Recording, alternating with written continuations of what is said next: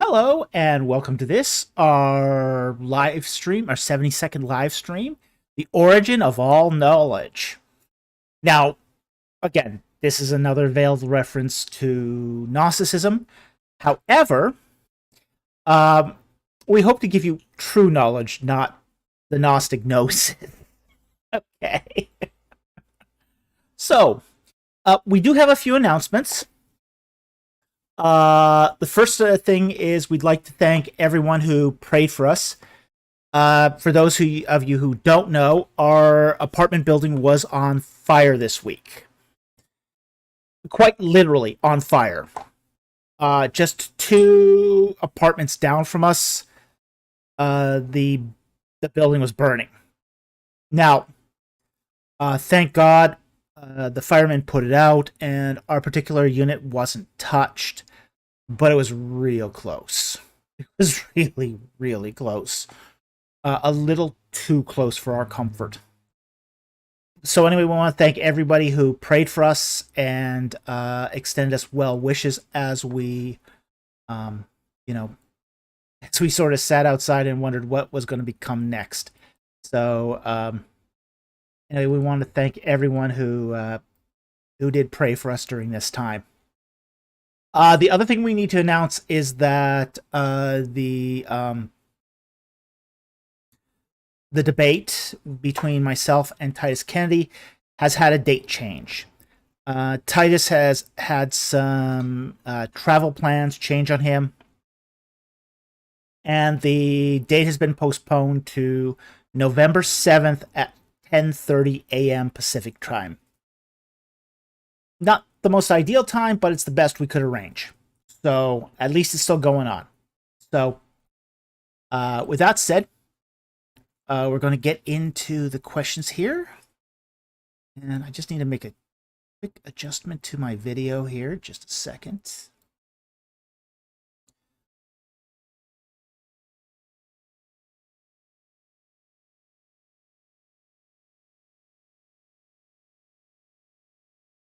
Pretty good. Okay. All right. So, it's been an eventful week.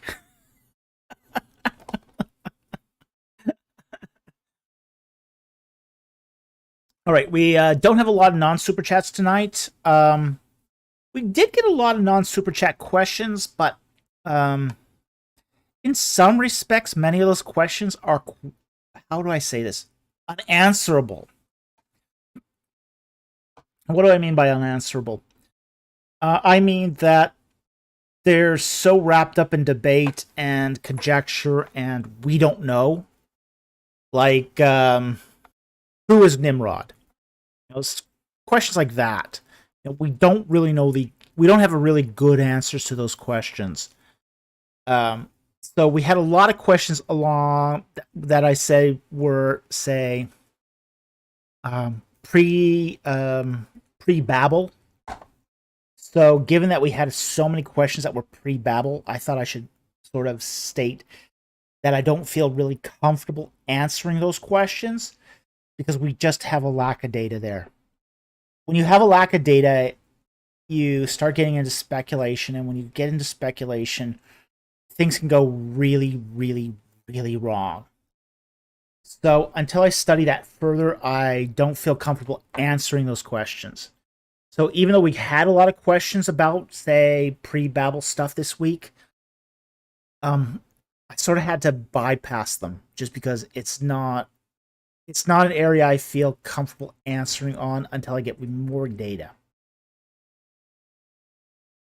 So with that said, we are going to turn to questions that we can answer.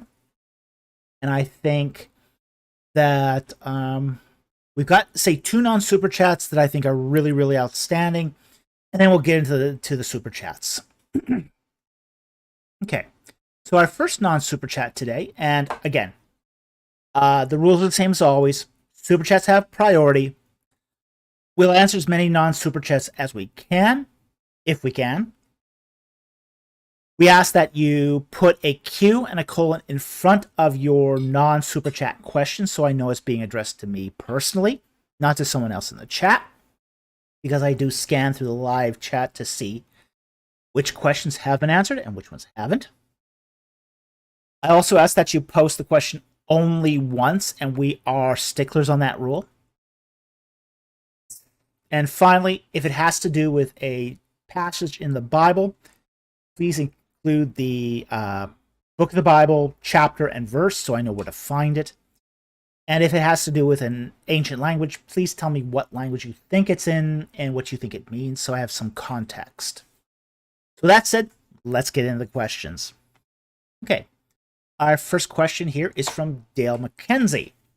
And he asks, Dr. Falk, is there any etymological connection between the name of the Egyptian god Atum and Adam? Can Atum mean red? Okay, this is a very straightforward etymological question. I appreciate etymology. I mean, one of the things I really love is lexicography. And lexicography is the study of words. So I just adore lexicography. I did it a lot for my PhD dissertation. I think it's one of those disciplines that's really underrepresented in ancient Near Eastern studies. A lot of people take the meaning of words for granted, but when you start getting into sort of, well, are these dictionaries really accurate? You start noticing sort of cracks in the edifice where some of these standard dictionaries aren't so, how do I say this? Sure about their meanings as they should be. My producer says politely said. Like, for example, in Egyptology, every Egyptologist sort of falls down and worships in front of the Zethas Verta book. And really, most of the lexicography in the Verta book needs improvement. Seriously needs improvement. So I really do appreciate lexicographical questions, and that's what this is. It's asking, can Atum mean red? Similar to Adam being the red clay or the earth. Now, here's the answer to the question. No. All that hype and build up to say no. Okay. First of all, Atum and Adum is not etymologically related. Okay. Now, Atum is actually not Atum. That's the English transliteration of it. But in Egyptian, it is Itum with an I. And probably not even with an I, it's probably just Tum. So an I was probably just prefixed in front of it as sort of a, how to say it? A vowel that was more flexible. The consonants in the name of the god is T and M. So there was probably a vowel in front of it, Itum, but we're not exactly sure if that vowel was represented by a consonant or not. Okay. Now, Adam has an aleph, a dalet, and a mem. So there is a really divergent etymological difference between the two. They're not etymologically related at all. So, we've already covered Adam. Adam can mean red, or the red clay, or man. Atum, however, comes from a word that means everything. The totality. In the Egyptian language, when it's not used as the name of a god, Tum means the totality, the sum of all things, everything. And you'll often see this in, say, accounting literature. Okay? Where it'll say, you have 5 bags of barley, 2 bags of wheat, 3 bags of some other grain, and it'll say, like, at the end, tomb, 10 bags. Okay? So you do get this where it's just used as an accounting term. So it's very interesting in that respect that it means to say the totality or the everything. So in that respect, the god Atum is the god of everything. He's sometimes referenced as the Nebtum, the Lord of all. So, like for example, when you look at, say, the Ipuwer Papyrus, when the Ipuwer Papyrus is talking about the Lord of all, it's not talking about Amun-Re. It's talking about Atum. And Atum was a creator deity. So he is really here talking about, say, Atum as creator of all things, and that's why he's called the Lord of all. But he doesn't. It's not. This is in no way a reference to red. So anyway, fascinating question. Thank you very much for the question. Very, very interesting. So I hope that answers it for you. Okay. Our next question comes from Warrior of the Most High. And it's another grammar question. I love grammar questions. And he says, there are languages which sometimes omit the copular verb. Mine does that. Did ancient Egyptian language do it too, in all its forms? And what about ancient Greek, Attic, Koine, etc.? Okay. Now, I'm not an expert on Greek. Greek did have a copular verb. I'm not sure if it used it always or not. You have to understand my knowledge of Greek is sort of limited to Koine, not Attic. As far as I know, ancient, at least Koine Greek, had to have some sort of verb in the sentence. So they couldn't get away without a verb. Now, Egyptian, on the other hand, had verbless sentences, especially Middle Egyptian. This much less applies to, say, Late Egyptian. Late Egyptian tended to have always use a verb of some kind. In fact, the copular verb in Late Egyptian was the verb when, which was to be or exist. And it was very, very common in Late Egyptian. But Middle Egyptian definitely had forms that omitted the copular verb. That it didn't need a copular verb, especially on adverbial and adjectival sentences. Even sentences that had independent pronouns could be used without a copular verb. So you didn't need the verb to be in Middle Egyptian. In fact, it was very rarely used in Middle Egyptian. We do have a few examples of a copular verb in Middle Egyptian, but it's very rare. Very, very rare. So, it just like, for example, you'd have the construction, like in Middle Egyptian, let's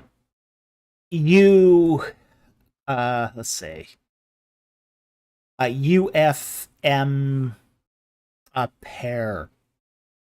He is in the house. Okay, there's no actual copula in that sentence. You would have, for example, UF. U is just an introductory particle. It's not a verb. It's not a verb at all. And then you got the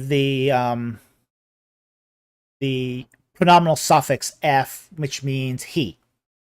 And then you've got the prepositional statement after empire, in the house. Okay? It's a perfectly cohesive statement in Middle Egyptian. Perfectly understandable, perfectly reasonable, perfectly understandable. It has no copular verb. Didn't need one. So you do find this in ancient Egyptian. Okay? So the answer is yes. Ancient Egyptian, particularly Middle Egyptian, did not need the copular verb in many, many sentences.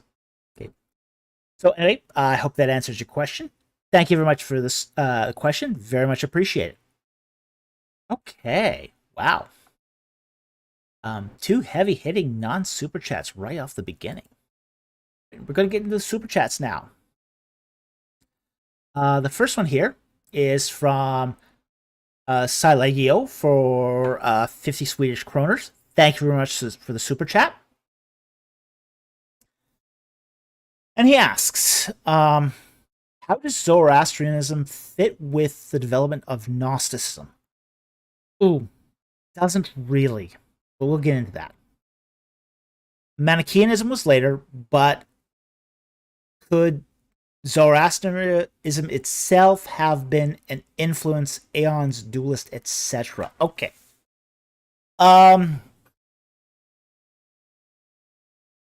Gnosticism wasn't really dualist. It was henotheist, but it wasn't dualist.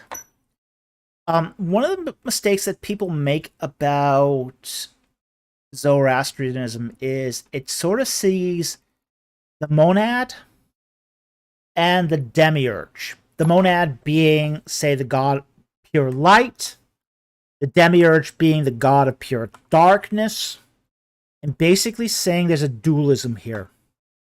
That sort of mischaracterizes Gnosticism.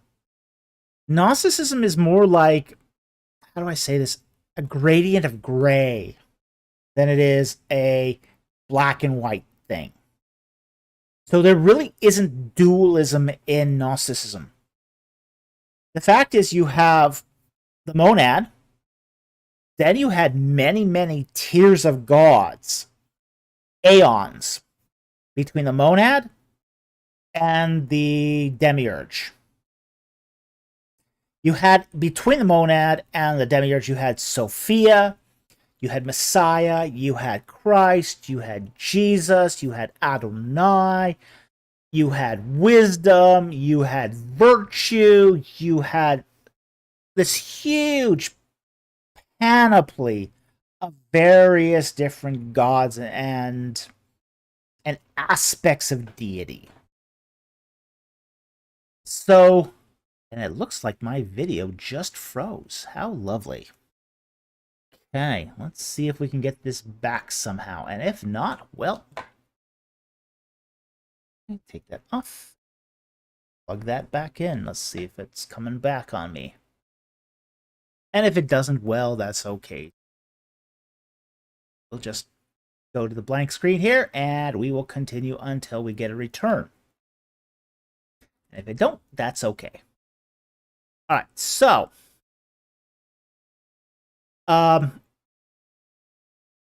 yeah, there's a huge range of deity here. So we can't just say that the how do I say it?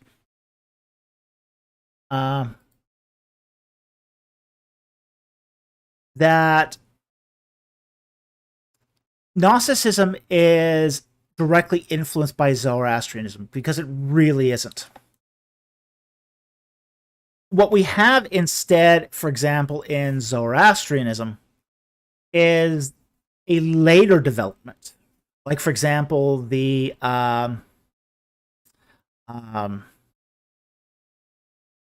you do have the Manichaeans, but you also had another type, which, for example, I just can't remember off the top of my head. Yeah.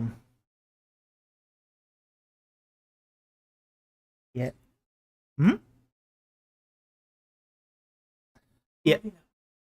Yeah, it's not Marcionism. It's Gee, I can't remember what it is. It's not Manichaean. I did mention it in my video, however. I'm just having a senior moment here as I try to remember everything I ever studied on Gnosticism. However, nevertheless, there is a what we can tell is that Zoroastrianism was not incorporated into the system of Gnosticism until roughly the 4th century AD. So it actually is a very, very late to coming to sort of being incorporated into Gnostic mythos. So you have Zoroastrianism as a rather old religion going, I mean, it's essentially the religion of the Persian Empire. And it's profoundly dualist, but it doesn't receive attention from Gnosticism until the 4th century AD. So it's really, Zoroastrianism itself does not much contribute to Gnosticism. However, Gnosticism sort of co-opts and absorbs Zoroastrianism into its system of religious belief. And that's probably the best way we can explain this. So anyway, thank you very much for the super chat. Very, very much appreciated. And I hope that sort of puts it all into context. Our next super chat is from Silegio again for 50 Swedish kroners. Thank you very much for the super chat. And he says, Osiris had kids after death. Was he then both mommy and daddy? Poor joke. As an Egyptologist, you heard them all. Please tell a good mummy joke. I can't tell a good mummy joke. I can only tell bad mummy jokes. Okay. Why didn't the mummy go to the party? Because he was all tied up. Okay. That's sort of my limit to mummy jokes. And they're terrible. Absolutely terrible. Okay. Frankly, I'm not a good joke teller. Never was. So I only telling jokes to others. Okay. So I hope you understand that, and you probably from my idea of a joke, you can probably get why I leave it to others. So anyway, I want to thank you for that super chat. I would very much appreciate it. And hey, it's a great joke, but I'm not good at joke telling. Okay. All right. Our next super chat is from 501 Mobius for $10. Thank you very much for the super chat. Do you know a credible source table for a judge's timeline? They add up all wrong. Oh yeah, definitely they add up all wrong. And there's sort of no way to really fix that. So, you do your best, and you kind of hope that, people sort of get it. But here's what's going on. The fact is that you cannot add up all the numbers of the judges sequentially. And it doesn't matter really if it's an early date or late date Exodus. You can't do it sequentially. It just won't work. Both sort of views on the Exodus have to go to parallel histories. And part of this is because the Book of Judges is written didactically. It's written in such a way that it's arranged so that you have good judges at the beginning, for example, the judges of Judah, and it ends with bad judges. Samson. It ends with Samson, and Samson is a very bad judge. So because you have this arrangement in Judges, you can't expect it to be sequential in order. Now, with that said, I do have a credible source table for the Judges timeline. And what I would recommend here is the timeline that's been put together by Kenneth Kitchen in his book On the Reliability of the Old Testament. And it comes down to that there's sort of 3 or 4 concurrent, I'd say, timelines that are happening in the book of Judges. I think it's 3, but don't quote me that. It might be 4. So you can have 3 different timelines in the Judges happening at the same time, in parallel in Judges. So I'll have you make of that what you will, but that's where I would direct you. He's the only one who's actually put together, in my estimation, a credible timeline for the Judges. So, anyway, absolutely, it has to be concurrent. I don't think there's any way out of this. There's no way you can make this sequential. Just no way. Because when you start adding up the good years with the bad years, you run into trouble. You clearly run into trouble. You run into trouble, first of all, because you hit that idiom of 40 many, many times in the book of Judges. For example, in I think it's like the first 6 or 7 judges in the book of Judges, every judge has 40 years apiece. Okay. When you start looking at the statistical probability that every judge has 40 years apiece, exactly, you start to kind of question if this is an idiom, like the 40 years we find in other passages of Scripture, or if this is a literal 40 years. So when you start adding that up, you start getting some very hinky results. So I don't think that you can really take the book of Judges here, at least the years, as a exact given. But even if you did, and you added them up, you'd still have just a crazy number of years, as you've discovered. So with that said, we're going to probably just leave it at that. And you can probably discover the rest of this on your own. But again, I would refer you here to Kenneth Kitchen's On the Reliability of the Old Testament as a good sort of guide to show you how these judges overlap.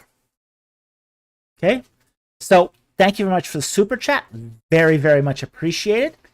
And it looks like we got our video back. Woohoo! So let's see. Whoa, we got it back. Look at that. Yeah. Unfortunately, it still freezes on occasion, and we just have to let it sort of sit for a while, plug it back in, and it works again. Amazing technology. Okay, so thank you very much for the super chat. Very, very much appreciate that. Our next super chat is from Johnny C for $9.99. Thank you very much for the super chat. Very, very much appreciated. And he asks, who are the ministering women with the mirrors in Exodus 38:8? I heard in a recent debate that the mirrors are related to Hathor worship. Is this true, and what's going on in the passage?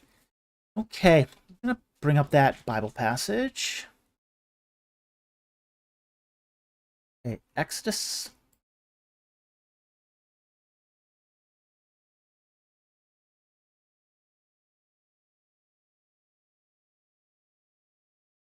$38.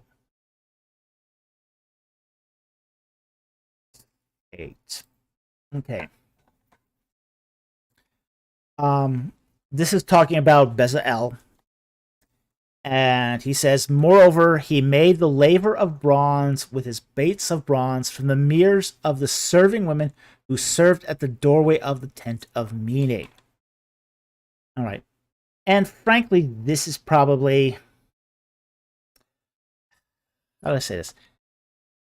We don't get a full idea here of who these women are. Now, the mirrors, on the other hand, we got lots of ancient Near Eastern examples of this, particularly from Egypt. One of the things about these mirrors is it is true that it has a small polished disc about yay big with a head of Hathor at the base of the handle. Okay? So there is a religious connection here between the mirror and the worship of Hathor. And this is so common it isn't even funny. You just find this everywhere with Egyptian mirrors. Almost all of Egyptian mirrors are made with the head of Hathor on the hilt of that handle. So there is a possibility, a strong possibility, that the mirrors are related to Hathor worship. And this is not surprising. Let's be blunt about this. Hathor worship was ubiquitous in Egypt. When we talk about all the cults of Egypt, we talk about the cult of Amun-Re, the cult of Atum, the cult of the Aten, these great royal cults, the cult of Osiris. All of these were chump change compared to the cult of Hathor. The cult of Hathor was absolutely ubiquitous across Egypt. If I was to summarize Egyptian worship with one cult across Egypt, it'd be Hathor. Okay? Yes, Amun-Re had the best temples. Hathor had the most followers. There's no question about this. Hathor was worshipped in farming communities, by peasants, by slaves, by the middle class, by soldiers, by kings. Everybody in Egypt worshipped Hathor. This is one of the reasons why when Moses goes up on the mountain and he sort of stays up there a little long, he tarries up there, and the people get skittish, and they decide, that, they've been abandoned by Moses. They default to Hathor worship. They default to what they know best. And we do have to understand that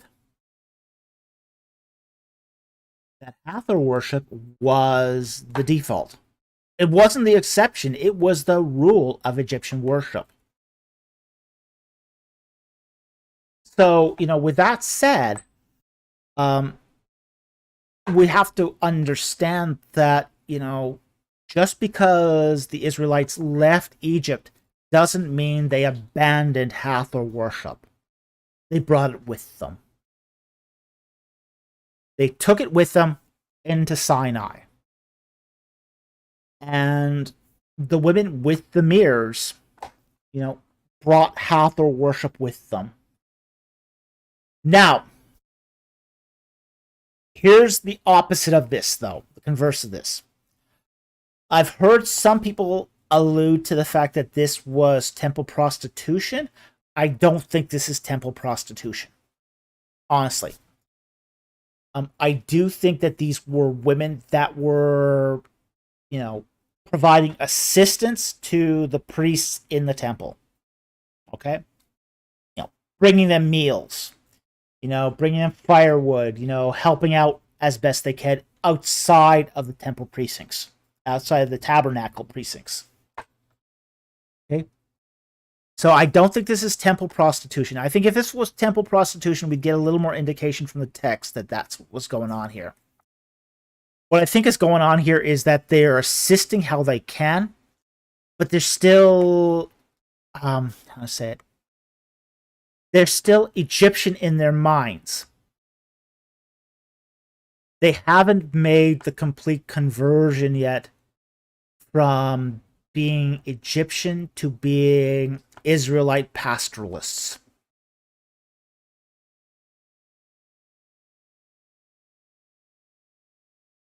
As my producer just said, you can take the Israelites out of Egypt, but you can't necessarily take the Egypt out of the Israelites.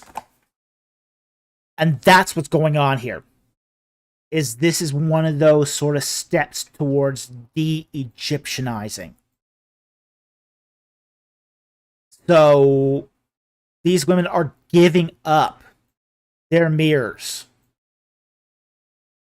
Basically saying, okay, we're going to serve Yahweh. We're giving up Hathor worship. We're giving up Hathor worship to contribute to the tabernacle because we think it's important. So, we got a bot.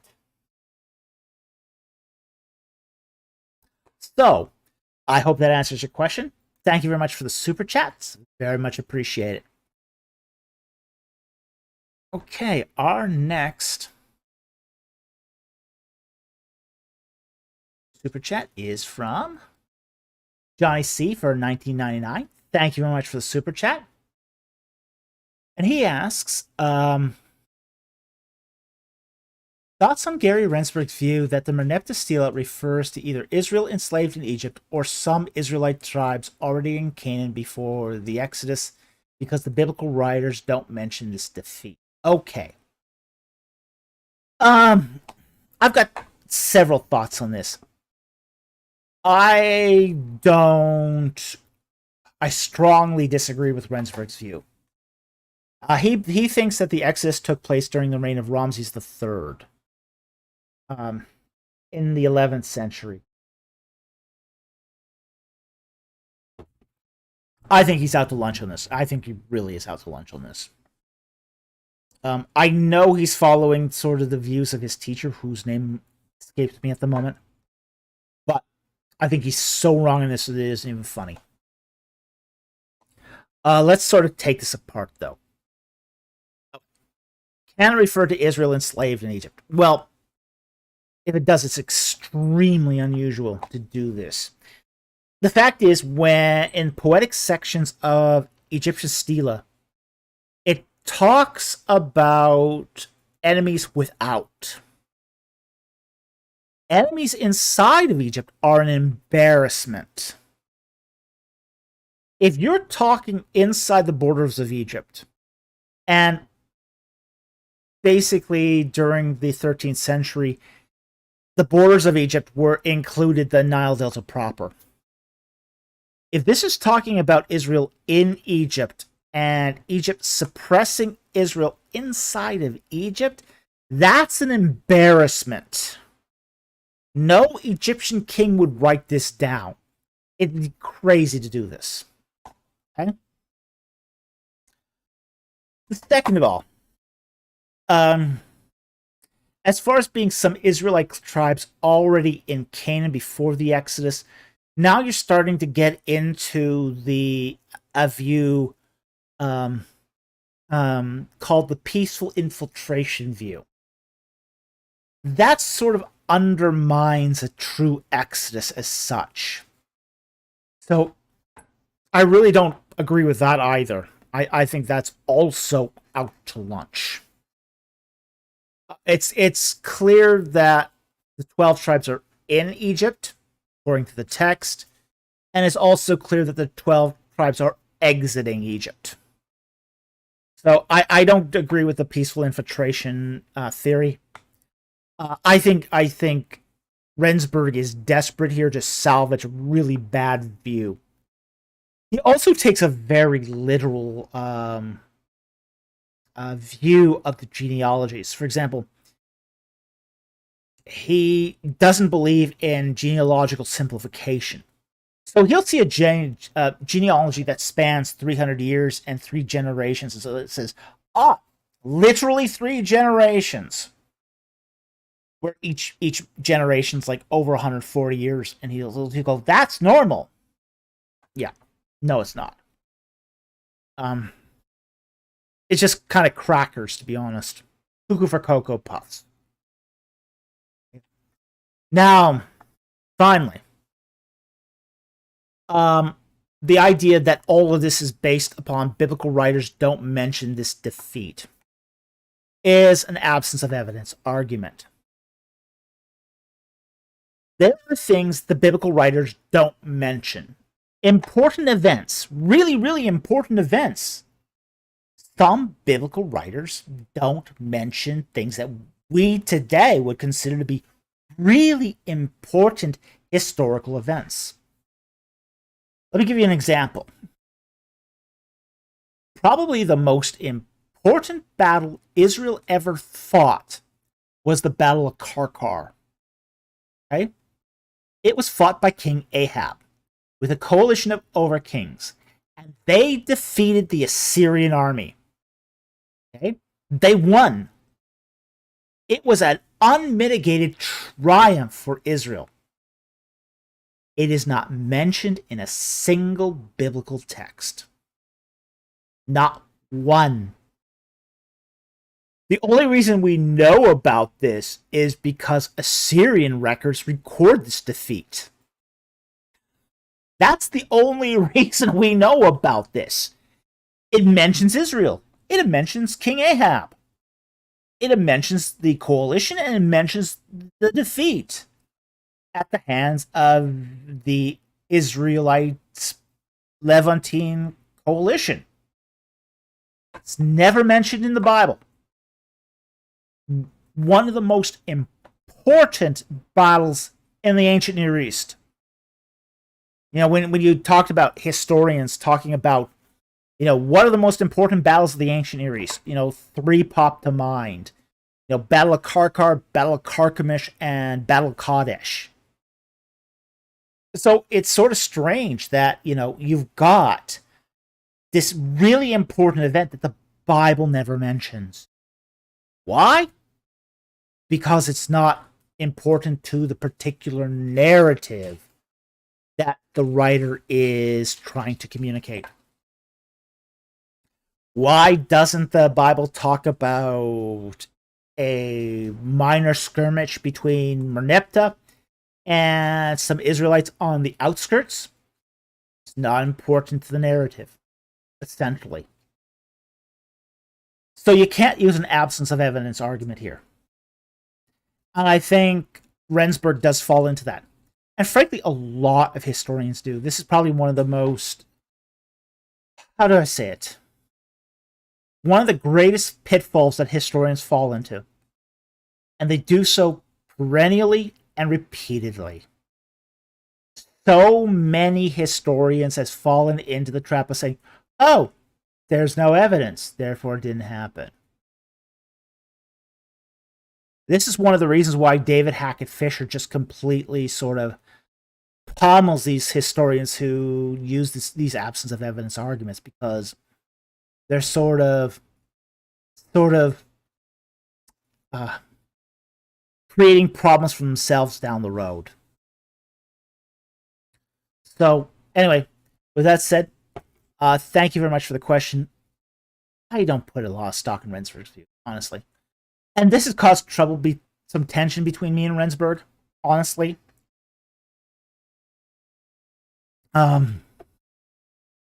We've had our friction. We've also cooperated too. Okay, so you know, he's asked me for certain photographs for my book. I've given it to him. You know, he's taken shots at me. I've taken shots at him. Okay, fair enough. All, as they say, all fair in love and war. Okay. I don't mind that he takes shots at me, and I hope he doesn't mind that I take the occasional shot at him too. You know, so in the end, we're all working towards the same end, which is for the cause of Christ. So, with that said, thank you very much for the super chat. Very, very much appreciated. Okay, our next super chat is from John Morton for $10. Thank you very much for the super chat. How do you explain Noah's family in terms of a clan viewpoint? Okay. Genesis 7:11 says Noah was 600 when the flood came. Okay. Were his sons clan leaders, and is it possible others from those clans were also spared? Thanks.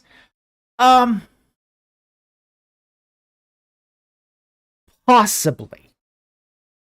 Okay, and I'm gonna try to couch this as best as I can. It is possible. I mean, frankly, his sons were clan leaders. The 3 sons of Noah were clan leaders. But there's more going on here than we realize, too. We are told that 8 people entered the ark. But is that an exclusive or an inclusive 8? We're not really sure. It is possible. I'm not saying it's likely, but it's possible that this is 8 inclusive, which means that there were 8 important members that entered the ark, but there were some others as well, like sons, daughters, that sort of thing. So, we've got to kind of sort of keep that in mind. For example, we're not told the names of any of the wives. And frankly, to be honest, Noah had a young enough wife that Ham had an interest in her. So there's a possibility here that Noah had a second wife, or even possible multiple wives.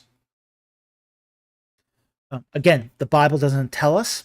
So in some respects, this is going to be speculation or reading beyond the text. But it's also a possibility we can't exclude either.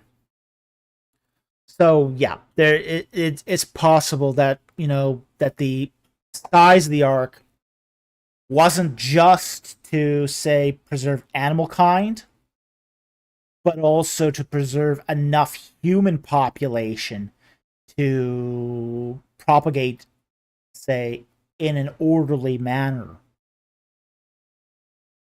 And you got bots again. Hear that?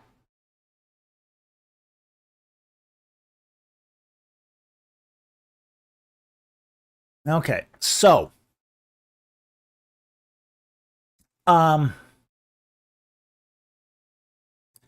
yeah, it's very possible. Now, there's also the whole idea too of, say, that a clan is named after its most important member. So we do have this idea that if, based upon the longevity of a clan, okay, that the clan being 600 years, that and Noah lived, I think, a couple hundred years after this. I think it was 800 in total. Don't quote me on that. That Noah was sort of that being the most important clan member. His clan would have been read back 600 years and then forward 200. So his clan longevity had that sort of nexus point at the flood. And that his sons also were at that nexus point as well. So this is how you'd read this from a clan point of view. That Noah's say, identity as clan leader extends back 600 years, although he didn't physically live that long back, and extends 200 years going forward. Again, not living that long forward, but that his posterity through his clan lived that much forward. So what we're dealing here with is 4 clans. The clan of Noah, the clan of Ham, the clan of Shem, and the clan of Japheth.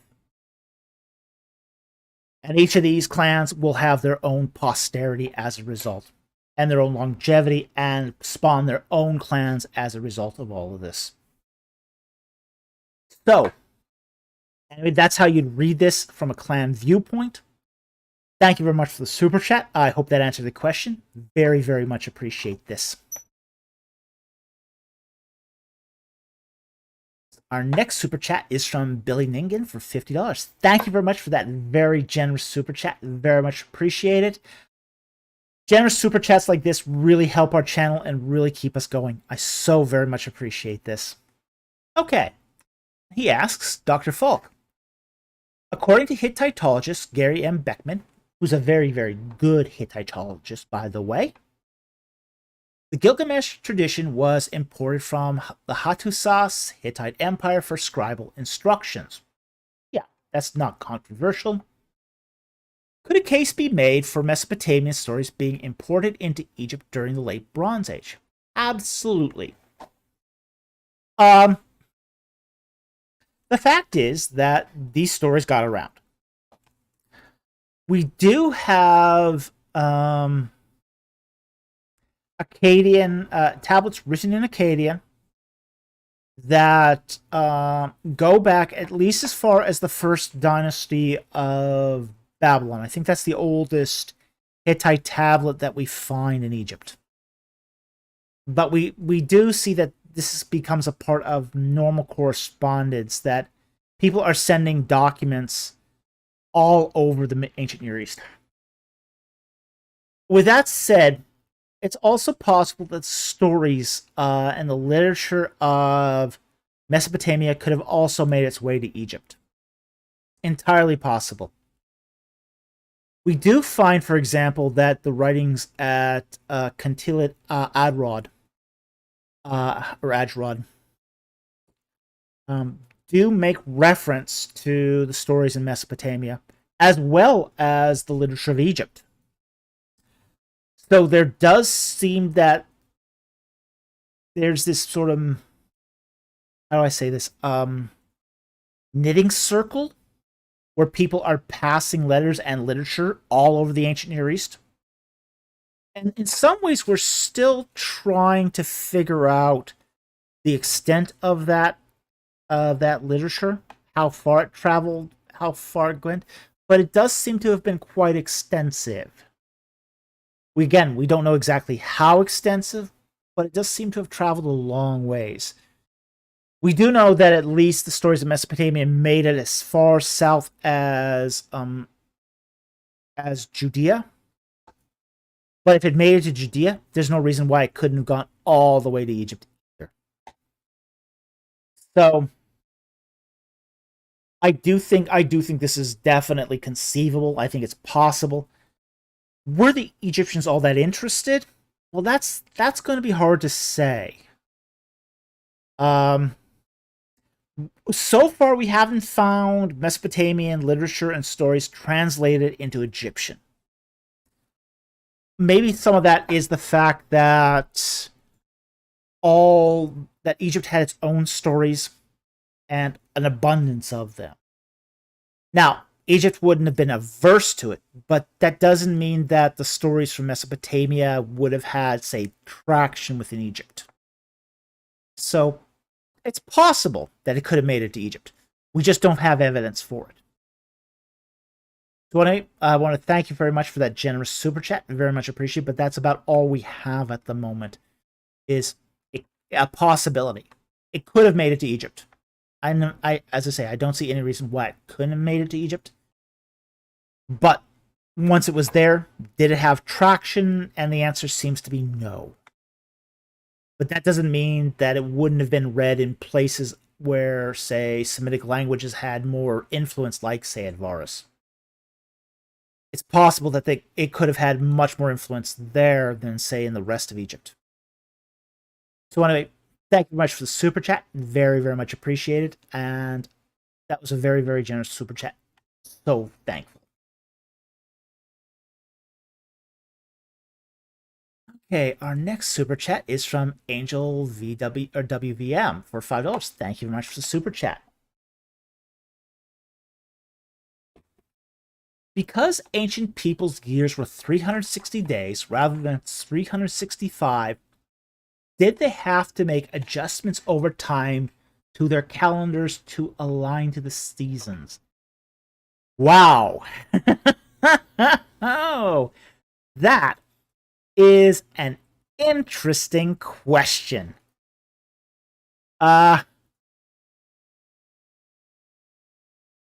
how do I put this? Um, the answer is they didn't do it. Okay. Now I'll say what I mean by that. The Canaanite year was 360 days. The Egyptian year was 365. Now, notice it's 365, not 365 and a quarter. So, over the extent of Egyptian history, the calendar did rotate with the seasons. For example, we do have a letter from the Middle Kingdom. Basically, a scribe is complaining that he has to go to Cerebit al-Qadam, which is in the Sinai, where the turquoise mines are.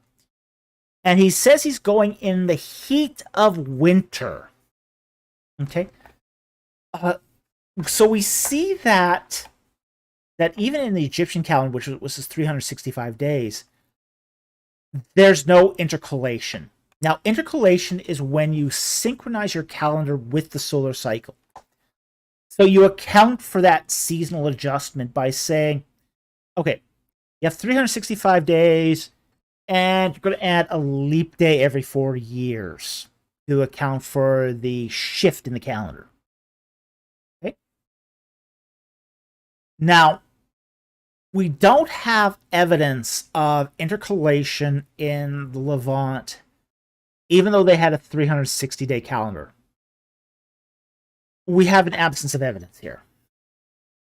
We do know by the Assyrian period that they started using, roughly around the 7th century BC, that they started using intercalation in Israel. Before then, we don't know what they did for intercalation. It is quite possible that they did nothing at all. And this would not have been unusual. So you would have had, say, seasons like summer, winter, fall, spring, that sort of thing. But they would have been just names. This is what happens. This is what happens when you have calendars that don't have intercalation. Is people tend to just don't assign weather to seasons. They just call them by names. And those names might have had a meaning originally. Like, for example, in Egypt, you had 3 seasons. You had what's colloquially called summer, winter, and inundation. Sometimes the inundation season occurred in the height of winter or the height of summer, just because of the way the calendar rotated. Same thing happened in Canaan. The only calendar we have from Canaan prior to the 7th century is the Gezer calendar. And there's no indication there of intercalation. We do have, say, months named after the agricultural cycle, but we have no way of knowing if that's just named that way, because that's what ancient people did, was, when they named a month, because of calendar rotation, it became just a name. It wasn't until, say, as I said, we're certain that by the 7th century they had an intercalation, but before then, we're not sure. And how they did intercalation was they added a leap month. And the Assyrians did this already. The Assyrians, going way back, had intercalation. But the Levantines didn't. So we're not exactly sure how they managed this, but it's highly likely that they just sort of didn't. They just sort of let the seasons pass by, rotate through the calendar year, and just, it happens so often, so speedily, that they just didn't care. So anyway, that's the best we can answer this question. Thank you very much for the super chat. Very much appreciated. And from the best of our knowledge, until the 7th century BC, they didn't use intercalation, so they didn't align their calendar with the seasons. So, thank you very much for the super chat. Okay, next super chat is from Andrew Goulet for $20. Thank you very much for that super chat. Very much appreciated. How to resolve the contradiction between 1 Samuel 17:54 and 1 Samuel 21, 8 to 9? How did Goliath's sword end up into Abimelech's or Ahimelech's possession if David took it to his tent?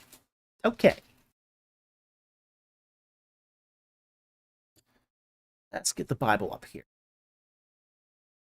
Go to Samuel.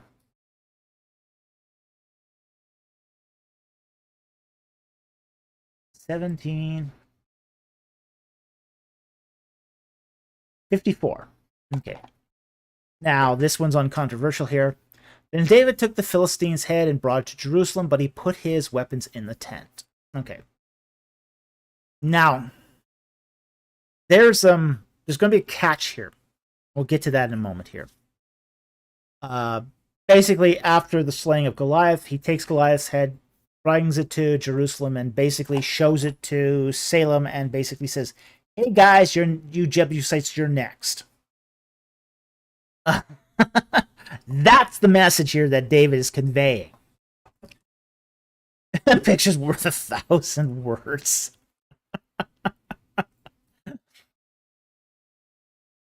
You're being asked a question, by the way. So, but he takes the weapons of Goliath and he puts them in his tent. Okay. But do they stay there? Go to 1 Samuel then 21. And 8 to 9. Okay. And in 1 Samuel 21:8, and David said to Ahimelech, "Now there is not a spear or sword on hand, for I brought neither my sword nor my weapons with me, because the king's matter was urgent." Then the priest said, "The sword of Goliath the Philistine, who you killed in the valley of Elah, behold, it is wrapped in a cloth behind the ephod." That's an important detail. "If you take it for yourself, take it, for there is no other except it here." And David said, "There is none like it, give it to me." Okay. Now, we do know that the sword of Goliath was exceptionally large. If you want to see a large Bronze Age sword that's made of bronze, huge sword, go to the British Museum. The British Museum has a Levantine sword there on display that is, I think, 5 or 6 feet long. It's massive. It's really, really huge. It's more like a bronze club with edges. I mean, it's a big, big sword. So we do know that there were unique bronze swords made in the Levant. Now, how did the weapons that David took from Goliath, put in his tent, end up in the hands of the priest? This is how. And see where he is.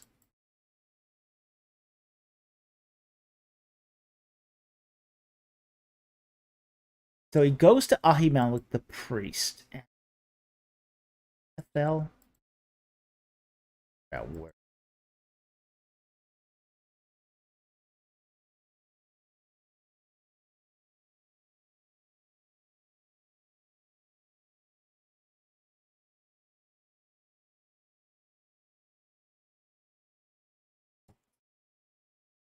Just a second here.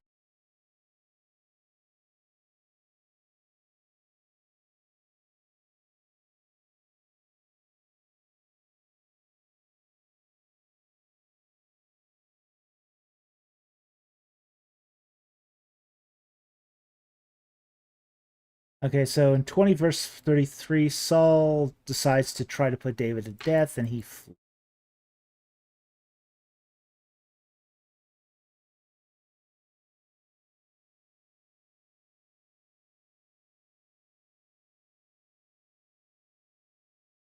Okay, he came to Nob. So that's where he's gone. He's gone to Nob. Nob. N-O-B. 1 Samuel 21. And to Ahimelech the priest, and he meets them. Okay, so there's this chapel at Nob, essentially. So what happens here is, and this is not uncommon. Like, for example, those, for example, some of the soldiers that, went and, say, in World War II, they stormed Hitler's bunker. Okay? And some of them took some items, but some of those items got confiscated by the Allies. Okay? What did the Allies do with those confiscated items? Well, some of them ended up in a museum. Some of them. Okay? Okay, let's be very clear. Some of them.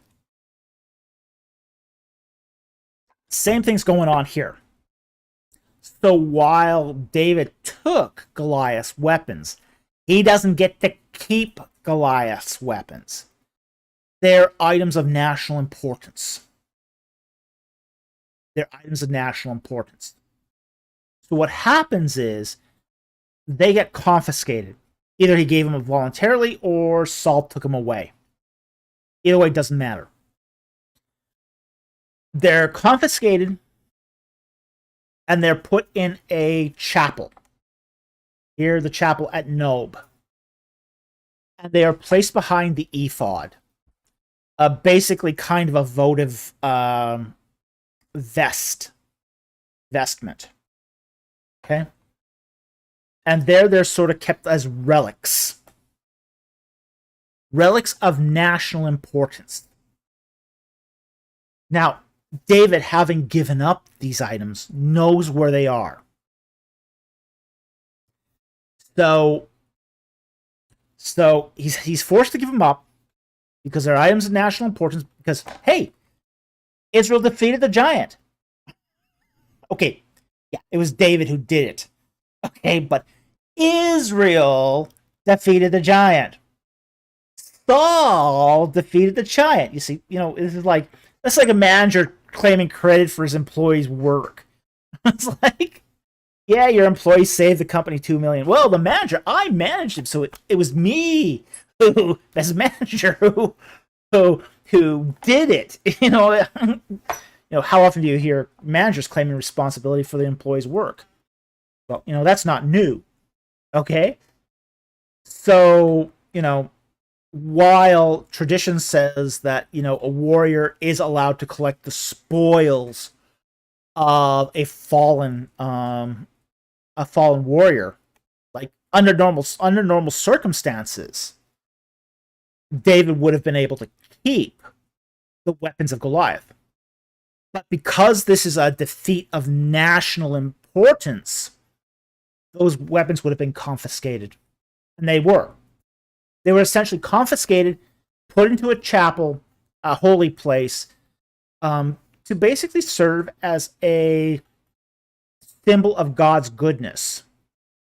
We find this cyclical economy happen throughout Israel's history. Let me give you another example of this. In front of the Ark of the Covenant, there are several artifacts. The budding, a piece of Aaron's rod that budded. The jar of manna. The ashes of the red heifer. These are signs, these are seen as miraculous signs. Signs of God's goodness. Basically, these signs of God's goodness are placed in front of the Ark of the Covenant as basically a kind of reciprocal economy offering.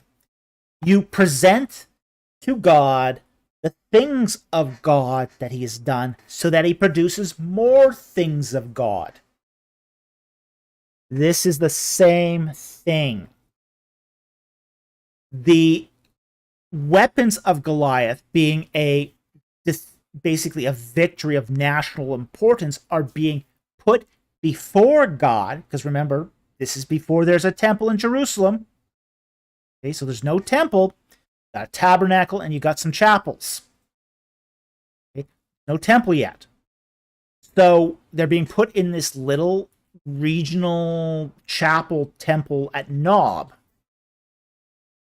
to basically put before Yahweh the victories created by Yahweh to produce more victories from Yahweh. So these are items that are too important to leave in David's hands. So that's what's happening here in this chapter. I hope that explains this. It's a little complex. There's some metaphysics involved here and the way offerings work. But that's what's sort of going on here. If you need me to follow up on any of this, do ask, because I'll be happy to answer follow up on this, just so you understand this, because there's a lot going on here. A lot that the ancient Israelite reader would just take for granted that we don't. We're so separated from this culture that we have difficulty understanding this. One of the things that's been said is that we are low context readers trying to comprehend a high context document. There's a lot of context here.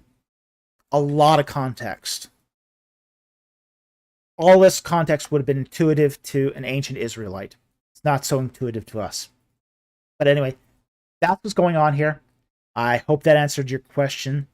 Thank you very much for the super chat, and I very much appreciate it. Right. Next super chat is from Andrew Goulet again for $20. Thank you very much for the super chat. And he says, when it became obvious to Pharaoh that Moses wasn't going back down, why didn't Pharaoh just have him killed? Good question. He couldn't, essentially. The power of Pharaoh had limits. One of the things we have to sort of understand about ancient Egyptian legal system is it is based upon a tradition that went back thousands of years. Now, we have no idea where this tradition came from. But the Egyptians believed it. It believed their whole legal system rested on a tradition. Part of that tradition is you couldn't kill somebody gratuitously. Not without sufficient cause.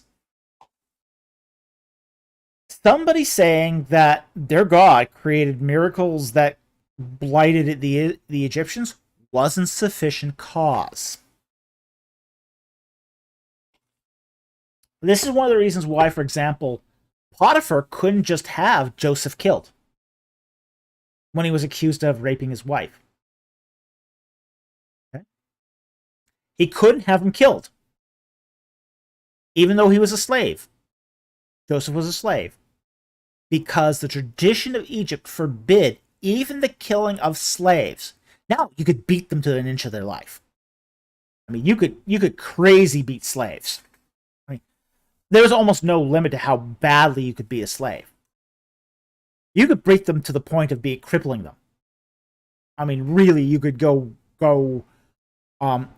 really all postal all over a slave, and it wouldn't have, you could have taken out all your aggression on a slave, and it wouldn't have mattered to an Egyptian one bit. But you couldn't kill him. You couldn't kill him. And there was a line there that you couldn't cross. This is why, say, Joseph was remanded over to Pharaoh to judge whether or not he should be executed. Because that would have been within the purview of the tradition of Egypt to warrant, say, the death penalty. But in the case of Moses, Moses did nothing then make requests. He asked Pharaoh, let my people go. Pharaoh said, no. There wasn't a warrant there to kill. Now, you did have people that did violate the traditions of Egypt. Say the killing of the firstborn. That was a violation of the traditions of Egypt. Did that have consequences? Yeah, further down the road. But then again, too, the sort of the kings that could have pulled that off, like Horemheb, they were not exactly big believers in tradition. They were more despots. More so than even Ramses II. It's we kind of think of Ramses II as sort of the archetypical despot, but there were kings that were much more despotic than even Ramses II. As difficult as that is to imagine. Horemheb was a general. He had killed many people and seen the deaths of many. For him, killing firstborn didn't matter. Same with I. He was so Machiavellian it wasn't even funny. For him, killing some firstborns of slaves didn't matter one iota. Nevertheless, it was not congruent with the tradition of Egypt. So, there wasn't sufficient cause to kill Moses. And as king of Egypt, Ramses II was also in a difficult position too, in that he wasn't a Theban prince. He wasn't a Theban prince. His place on the throne was always sort of contested. We know, for example, that the reigns of Seti I and Ramses II did not sit well with the Theban priesthood. It did not sit well at all with them. They would have replaced both Seti I and Ramses II with a Theban prince if they could have found one. They didn't have one, which is why they never did, but they really resented it. So it was very, very important politically for both Seti I and Ramses II to show themselves as following the Egyptian traditions.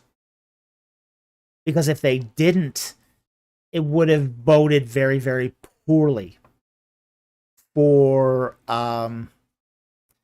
their future, say, prospects as king.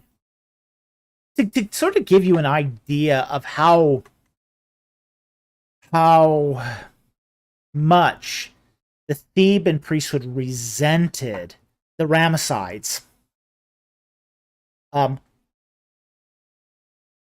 After the death of Horemheb, they didn't start. Some of those Thebans decided, oh wait, we're just going to continue to date things according to the reign of Horemheb. So you get a few really weird inscriptions, but saying, oh, the 21st year of Horemheb, 28th year of Horemheb, the 52nd year of Horemheb. Horemheb reigned about 14, 15 years. So you get these anomalies in dating, because there's so much animosity between the Thebans and the Ramessides that it becomes very, very difficult for the Ramessides to rule if they're not following that tradition. So they've got to kind of toe the line right, toe the Theban tradition right down to the letter, just to prevent an uprising. So this is why they can't have Moses killed, because they have to follow that Egyptian tradition, that Egyptian legal tradition, and not deviate one iota from it. It was a fact of political necessity. So anyway, I hope that answered your question. Thank you very much for the super chat. Very, very much appreciate that. Okay. Our next super chat is from Billy Ningen again for $5. Thank you so much for that super chat. Dr. Falk, what is your scholarly opinion about Tel El Haman being potential Sodom or Gomorrah? Thanks. Oh. I wish this was beer or whiskey. It's water. I really need whiskey to talk about Tel El Haman.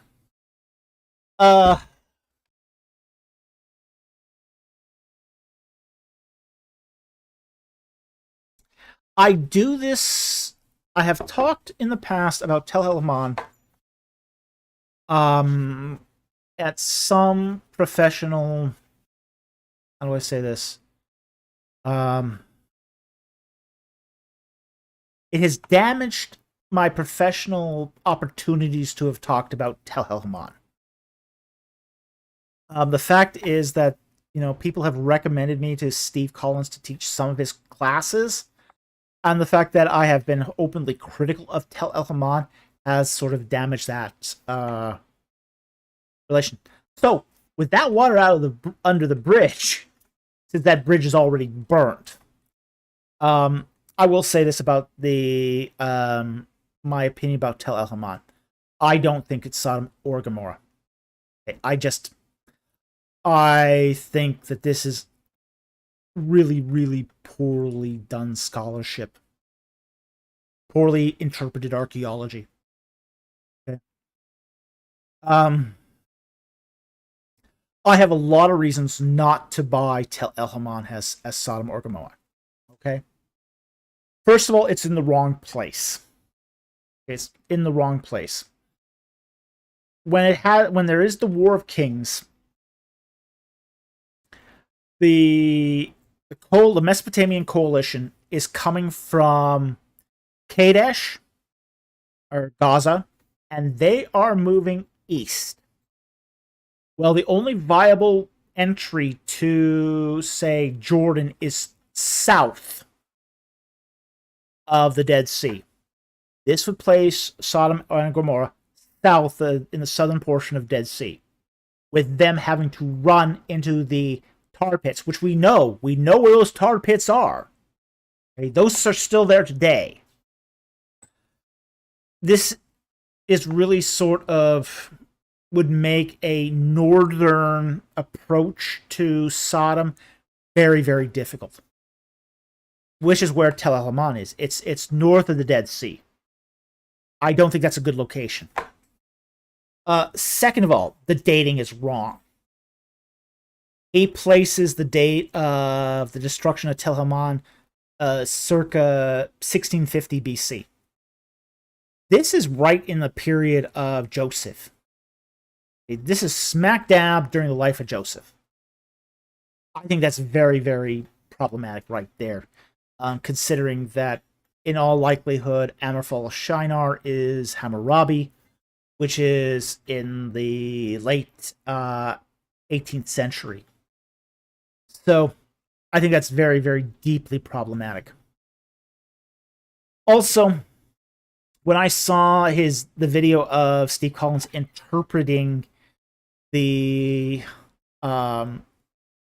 stratigraphy, he basically he shows one destruction layer, and then 3 feet above he says, well, this is the same destruction layer, just collapsed down. Destruction layers don't work that way. Those are 2 clearly different destruction layers. So he's basically reading in what he wants. It's a kind of confirmation bias. He's seeing 2 destruction layers and claiming it's one. The next thing is that his claim that the conflagration at Tel El Haman is extraordinarily intense. Other archaeologists like Steve Ortiz have compared this to the destruction of Gezer and Megiddo, and basically says that, Gezer and Megiddo have destruction layers that are even more intense and thicker than what we find at Tel El Haman. So, his claim that it's more intense at Tel Helmont just doesn't bear out. Plus, the quote skyburst theory that he published recently has not fared well in peer review.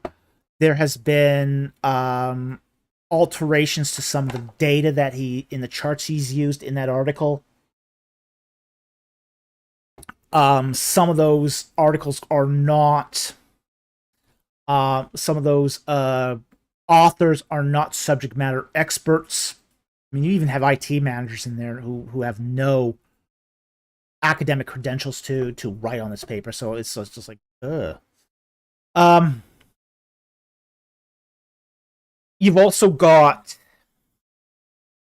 the fact too that that dig has not always followed good rigor or even the law. For example, he lets people take potsherds home from that site. Diggers, that's a no-no. That's a no-no. In Israel, if you find surface finds, yeah, you can pick them up and take them home because they have no archaeological value. Not every country works that way. And Jordan definitely doesn't. You're not allowed to take anything home with you from Jordan. So the fact that he's letting his diggers take stuff home is definitely bad news. Probably though, the biggest problem I have is that none of the raw data is being released. None of it. Basically, the dig at Tel Haman basically has stated that they're not going to give you the raw data unless you already agree with their conclusions. That's deeply troubling. Okay?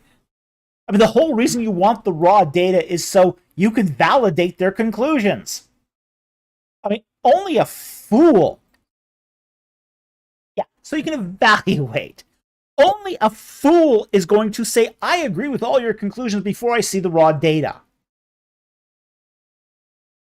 What? Huh? No. There's also been a lack of field reports. There's been no field reports. There's been no publications. Nothing that we would call a site report has even ever been published on this.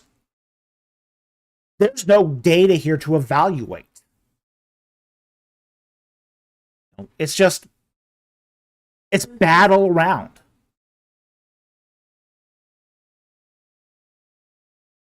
Yeah. Truth is data driven, and we have to have the data.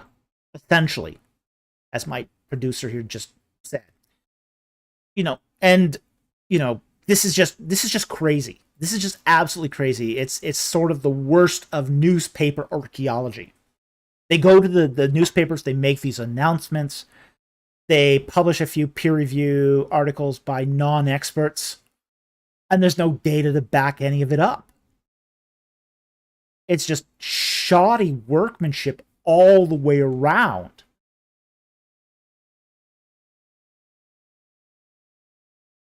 So, there's nothing here. There's nothing here. I would need a lot more data and a lot more evidence to convince me that this is Sodom or Gomorrah. Right now, it's looking really bad. Now, maybe they got something. We don't know because we can't see the data. What I've got here basically sort of leads me to believe that this is just smoke and mirrors. Smoke and mirrors. And unfortunately, we've had too much of this in biblical archaeology. Way too much of this. I would find a lot more of, say, these evangelical archaeological efforts much more compelling. And this does not include all evangelical biblical archaeology efforts. Some of them are very good. The excavations at Gezer are excellent. Absolutely excellent. But they publish reports. They publish their data. They're not afraid to say, hey, this is what we know, this is what we don't know. But the handling of what's gone on in Tel El Haman has been shady. Shady. So, with that said, that's sort of my opinion on this. It doesn't look like it's panning out. And I don't think we should use this as evidence. Not unless we have a lot more information that confirms, say, that this is actually Sodom and Gomorrah. So, anyway, thank you very much for the super chat. Very, very much appreciate that. Okay, now we're on to the Twidget. Okay, let's see what's next here. All right, our next one is from Sinaiticus Apologia. Thank you very much for that really generous super chat. It's been a while since you've been on here. We're still, even if you don't donate those grand amounts that so generous that help support this channel, we still would like you on here. We appreciate all you've done for our channel and so much appreciate this. And he asks, is the Book of Jonah a work of satire? No, I don't think so. I can see why you'd think that. I love the idea of it as being satire. I mean, it does seem to have a sort of sense of humor to it. I'd be remiss if I didn't say there was irony, delicious irony in the whole thing. But it doesn't seem to be satire. We do know that Jonah was a real person. He is mentioned in the Book of Kings. So, and I can get you the exact verse here.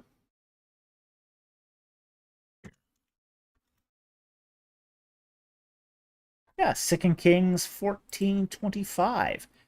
Jonah, son of Amittai, the prophet, who was of Gath-Hepher. So, yeah, he is 2 Kings 14:25. He was a real prophet. You know, he lived during the reign of Jeroboam II. So we can nail him down. He was a real historical person. So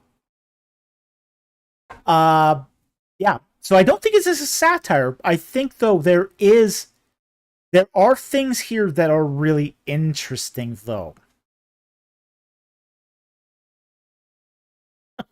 My producer says it's not satire, but it is God laughing at us.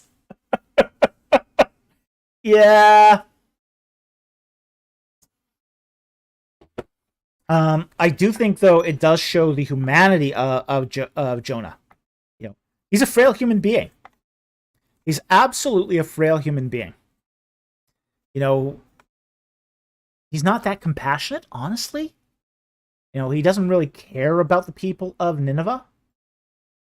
He's, you know, he is put through the ringer. I mean, let's face it.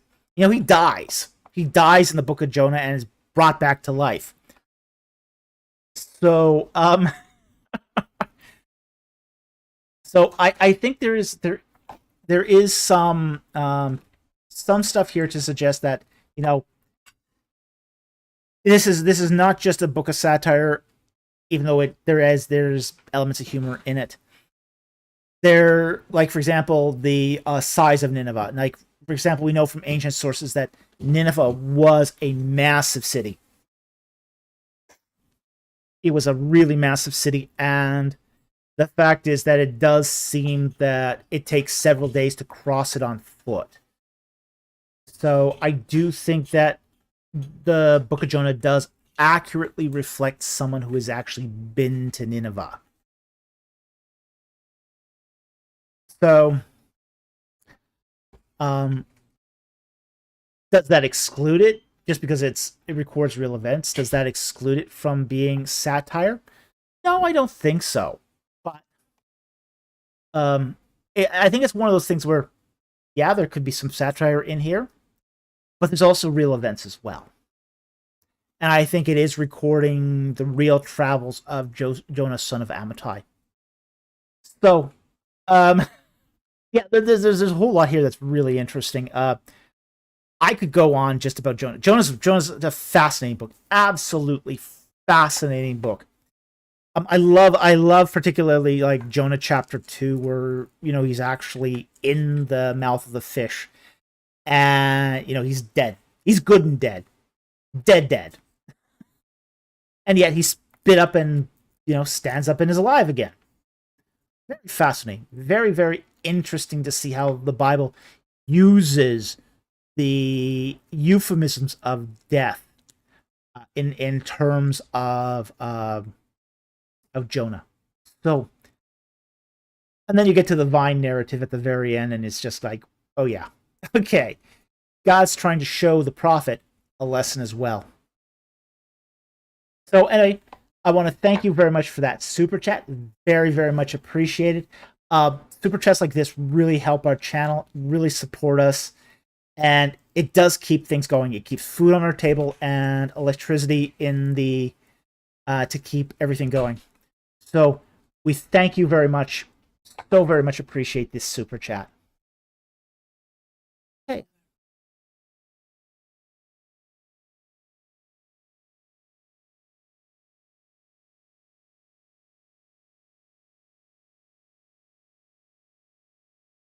Okay.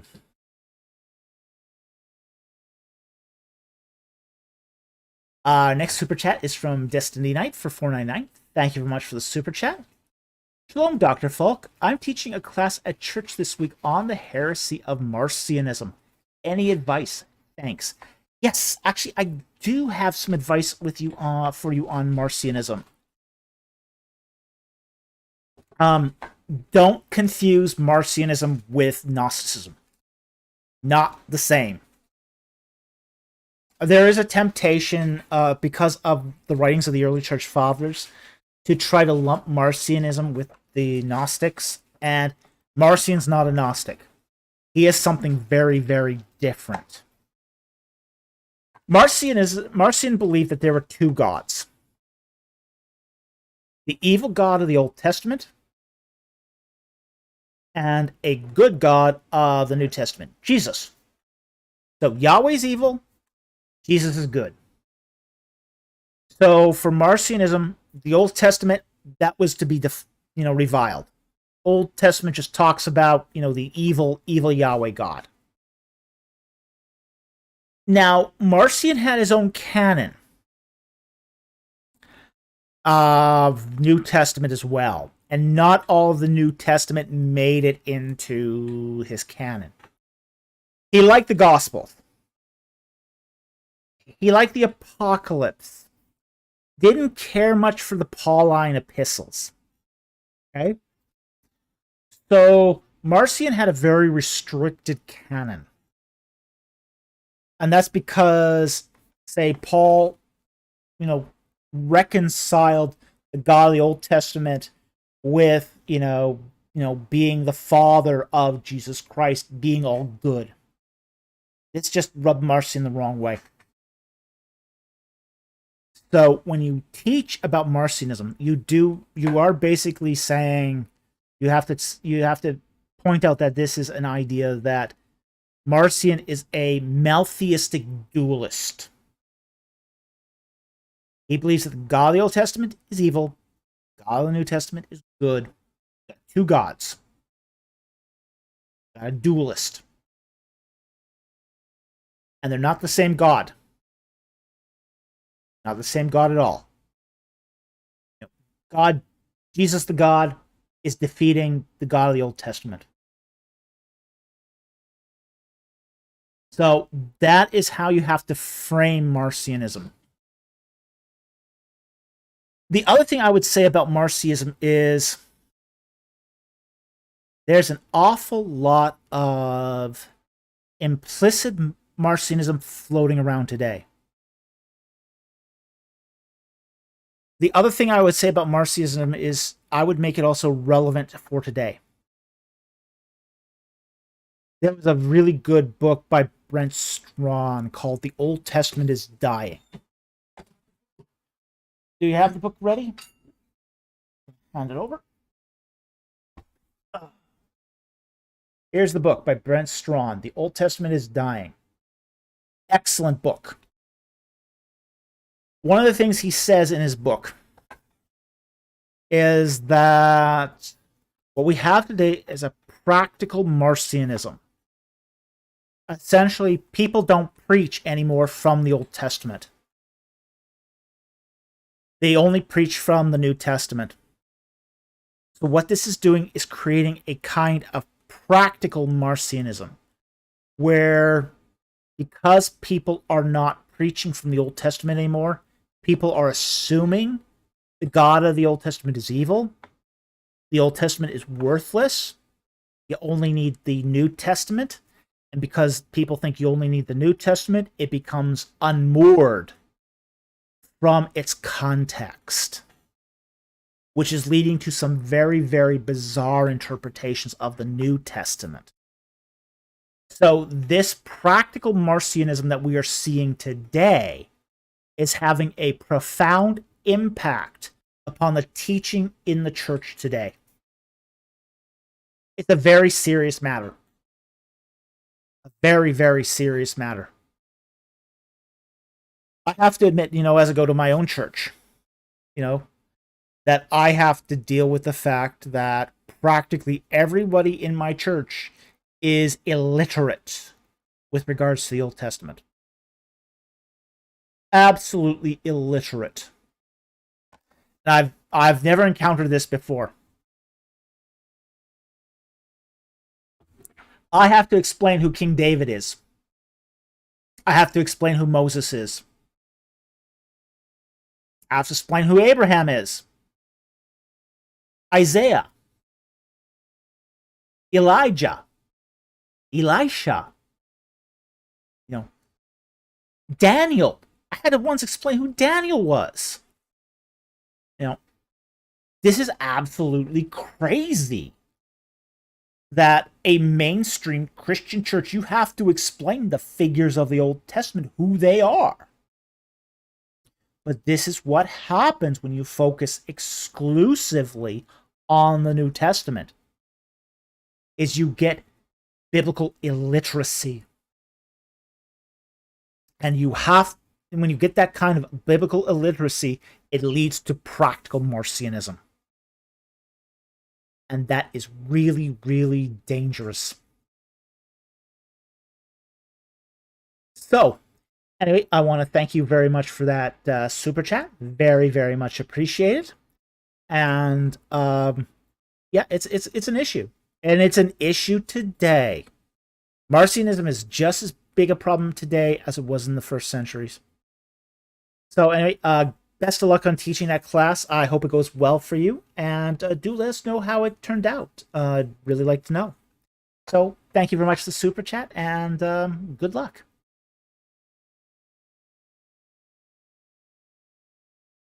Right, our next super chat. You aware of the bots? Yeah, you need to be more aware of the bots. Okay. Our next super chat is from Mystery Flavor for $10. Thank you very much for the super chat. And he says, do you have any opinion on the influence of Gnosticism on the political philosophers such as George Hegel and Karl Marx? No, unfortunately I don't. I'm not well read on communist writers. I don't know who Georg Hegel is. I know who Karl Marx is, and I know who Engels is. I'm not that familiar with Hegel. I've heard the name. I haven't read a lot of his work, and I certainly have not read much Marx. So, I don't really get into political philosophy, to be very honest. It's really not my thing. So, I don't have an opinion here, honestly. So, there's not much I'm going to be able to add to this. I wasn't even aware that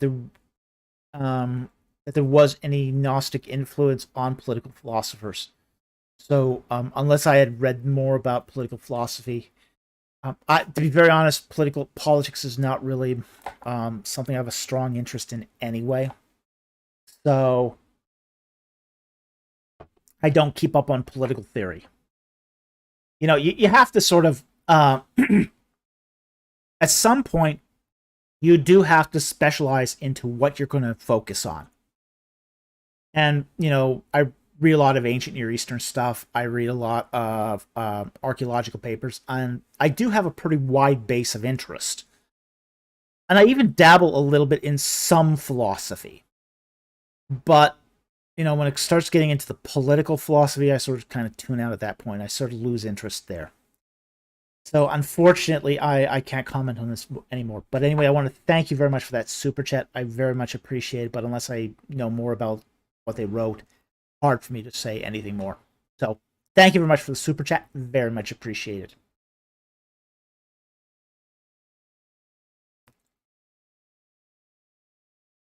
Okay, Linguist Ammo for $5. Thank you very much for the super chat. Discussion between Costa Petrovich was a headache. I'm sure it was.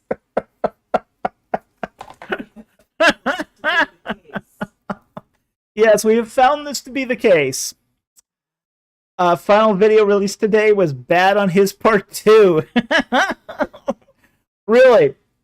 Shocking. Shocking. Did not expect so many messages from him. Oh, really? We got... Well, he takes things very personally. Petrovich has an ego that's real easy to bruise.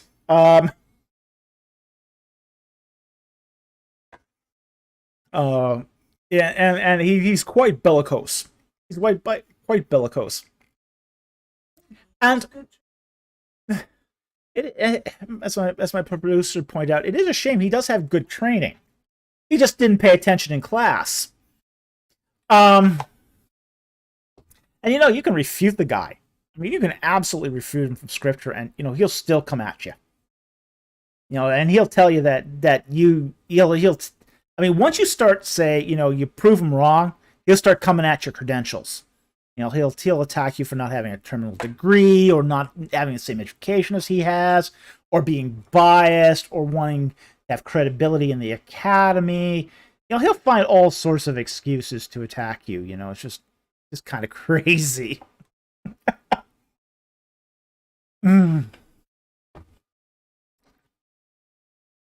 Yeah, I didn't answer Petrovich either. Well, that's gonna bruise his ego even more. Yeah, I mean he's got some serious ego needs, and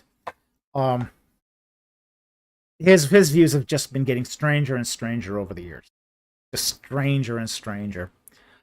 And he's now sort of on that far fringe of the scholarly discourse.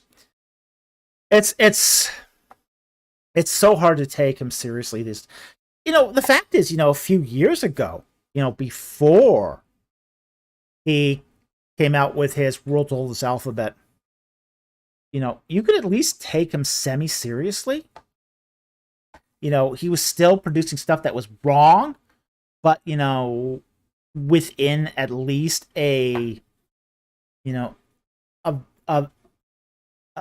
pale of, say, okay, minority view. I wouldn't say his views were ever really in mainstream. They were never really mainstream, but they weren't as far out either.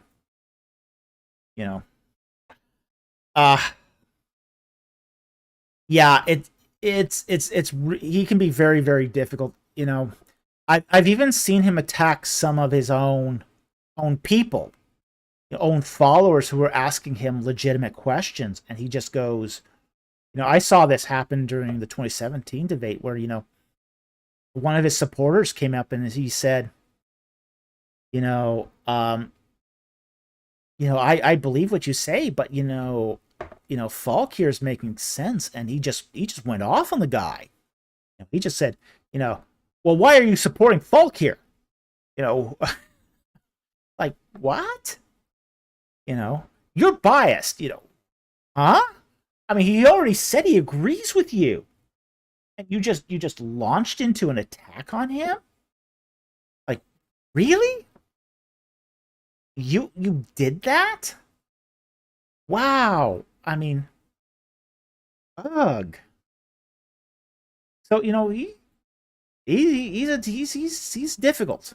He is difficult, and he does this. He does take things very very personally.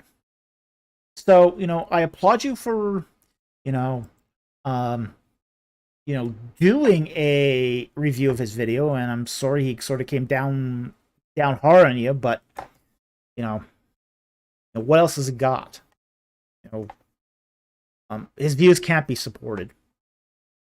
Um, they're really a shambles of scholarship. There's no nice way of putting it. And because there's such a shambles, he's become very, very marginalized in the academic community.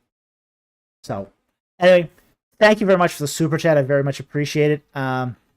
I did watch the video. I found it very interesting, and I did like it. So, um, thank you very much for doing that. That was very interesting. Okay.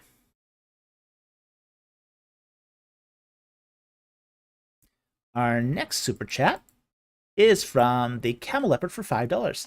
Thank you very much for the super chat. And he says, Shabbat Shalom. Well, Shabbat Shalom to you too.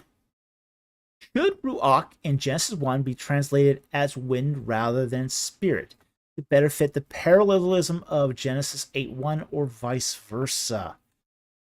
Let's take a quick look here at Genesis 8:1, and I don't think so, but just take a look.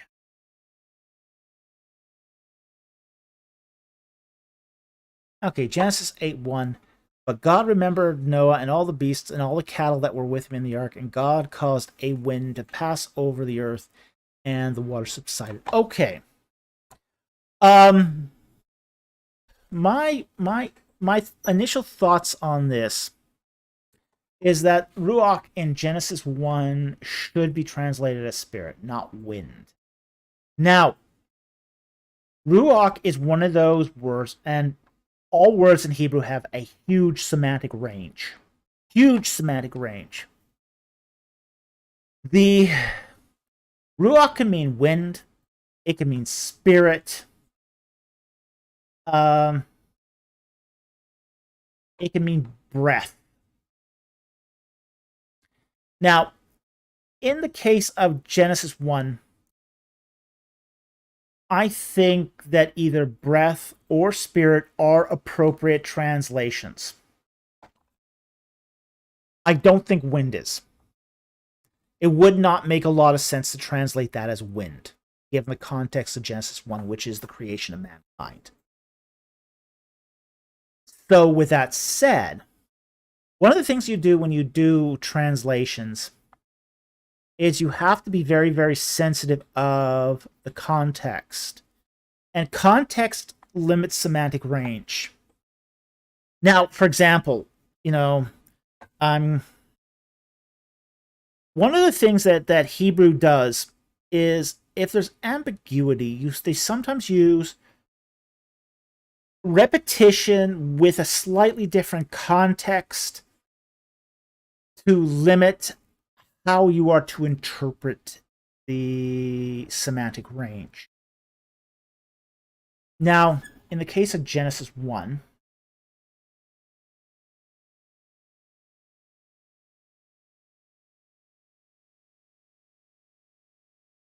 creation of man here.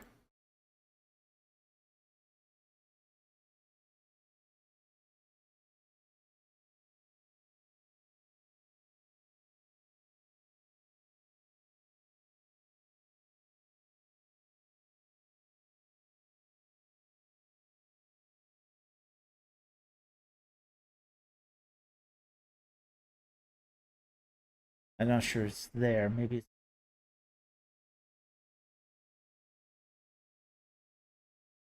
Yeah, it's in 2:7 where we see. Then the Lord formed man of the dust of the ground and breathed into his nostrils the breath of life. And the man became a living being. The breathed is nafak. Breath of life is neshma. Ruach here, and he became.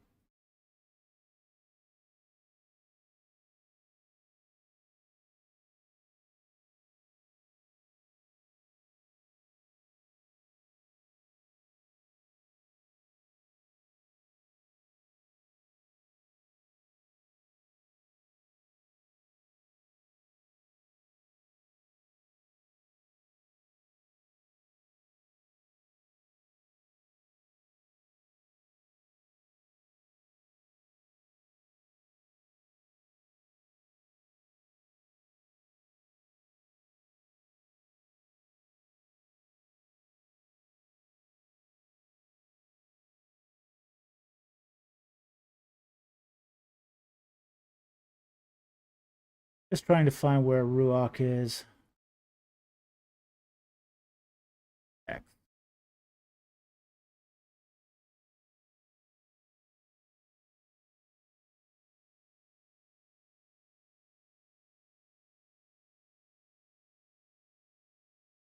Don't see this really as the creation of man. Maybe, well, I know it's in, like, for example, the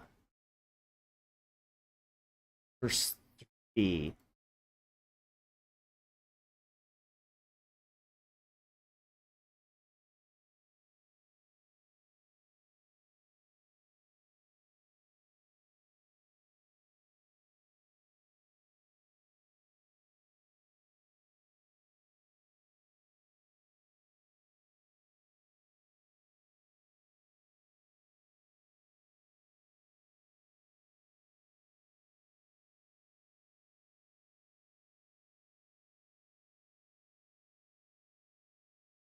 Ah,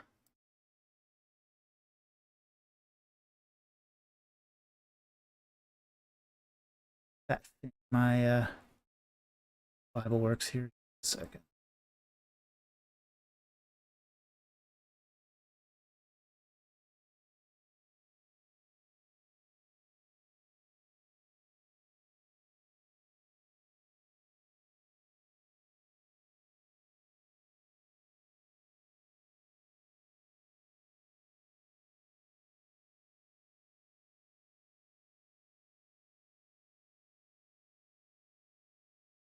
Baharetz, Bohu, Bahohu, Bahoshek El Panay,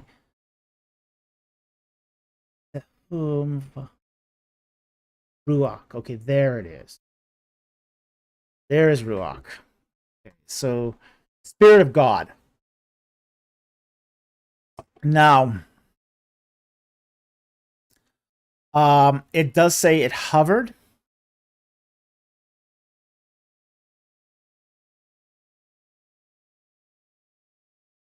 Go back here.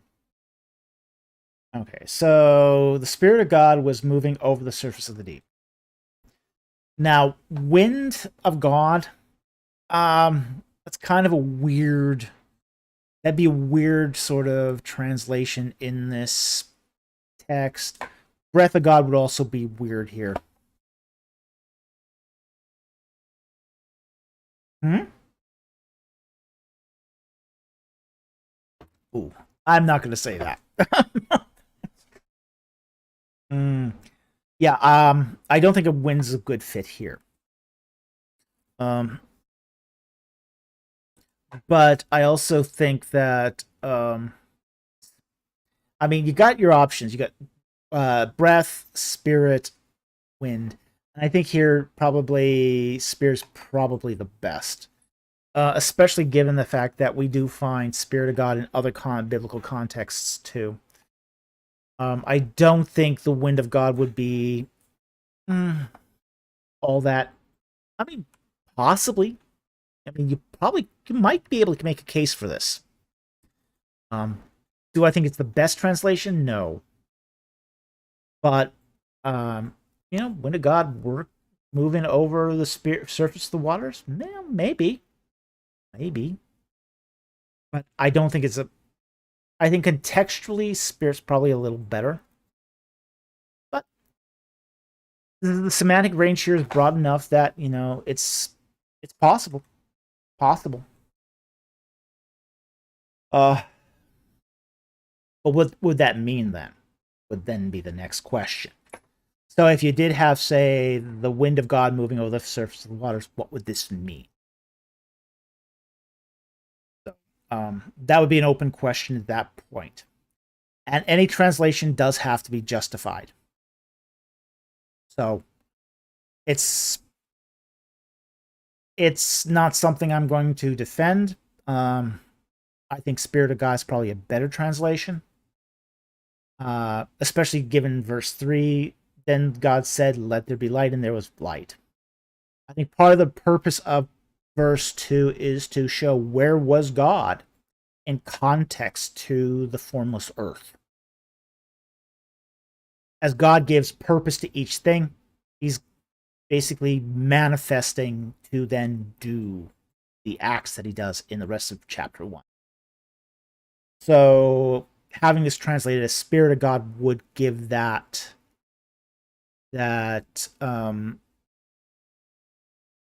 say God closeness or propinquity to the earth that's being, say, formed. So anyway, thank you very much for the super chat. Very much appreciated. It's complicated again because the semantic range of Hebrew is so broad. You look at a translation and you go, well, does this make sense? Well, yeah, possible. Yeah, maybe. So you do have to be a little open-minded as you look at these texts and you say, well, could this be wind? Possibly. But then you gotta say, well, is this justifiable? Does it make sense with the rest of the pericope? I think here spirits makes more sense. But if some people can have made cases for many different alternative translations in Genesis 1. So, who knows? Yeah, there is that wind is seen as a visible manifestation, whereas the spirit is an invisible manifestation too. So there's that to consider also in all this. So anyway, thank you very much for the super chat. Very, very much appreciated. Okay.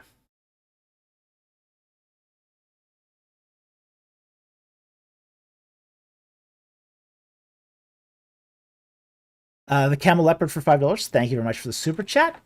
Where do you think Messiah was born? Bethlehem isn't the answer? Okay. Well, that sort of limits things. In a barn, shepherd's cave, or courtyard of a peasant home. Oh, I see what you mean. What you're asking is whereabouts in the inn was Christ born?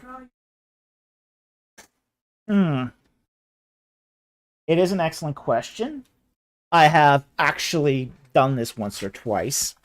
So, let's see if I got a piece of paper here. Okay. We are going to draw. We're going to do a little artwork here. All right.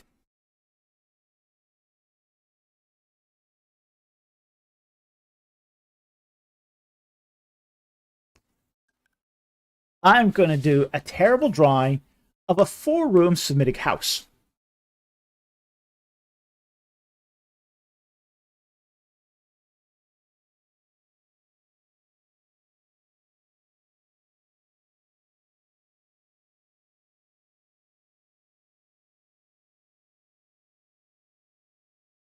All right. That is a terrible drawing of the front of a 4-room Semitic house. It's got 2 floors. Bottom floor is where the animals stay. That top floor, and these 4-room Semitic houses could have 2 or 3 floors. The second and third floor is where the humans slept at night. So the animals and, say, the guests. So if you had an inn, generally, the people who were paying you money to stay in your house were sleeping in the bottom floor with the animals. That's not where Mary and Joseph were staying. There was no room at the inn. Where they were staying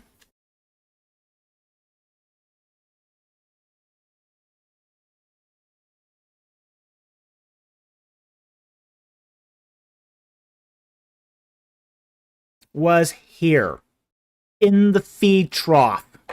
There was often a little sort of lean-to, basically a set of planks that were put over, say, hay and the straw, which were used as silage for the feed animals. So the food was not kept indoors with the animals. It was kept outdoors. And essentially, that's where sometimes they would take the animals out here to feed in front of it. Basically, you would take the hay out of the back of that sort of storage area and then put it in the trough for the animals to eat. So basically, you'd feed the animals from that trough during the day, and then at night the animals would stay in the lower floor of your house. This is very, very typical 4-room Semitic architecture. And this architecture basically was found at Avaris. It's also found, especially during the Iron Age, the early Iron Age in 13th century, late 13th, early 12th century Israelite settlements. So, that's sort of where, Messiah would have been born. He would have been born under that sort of leaning shelter that was used to protect the hay from the elements. But animals didn't live there. There was no animals in there except maybe the occasional rat. So it was seen as not a place you'd put animals or human beings. But if you were desperate enough, it could provide you shelter for a night.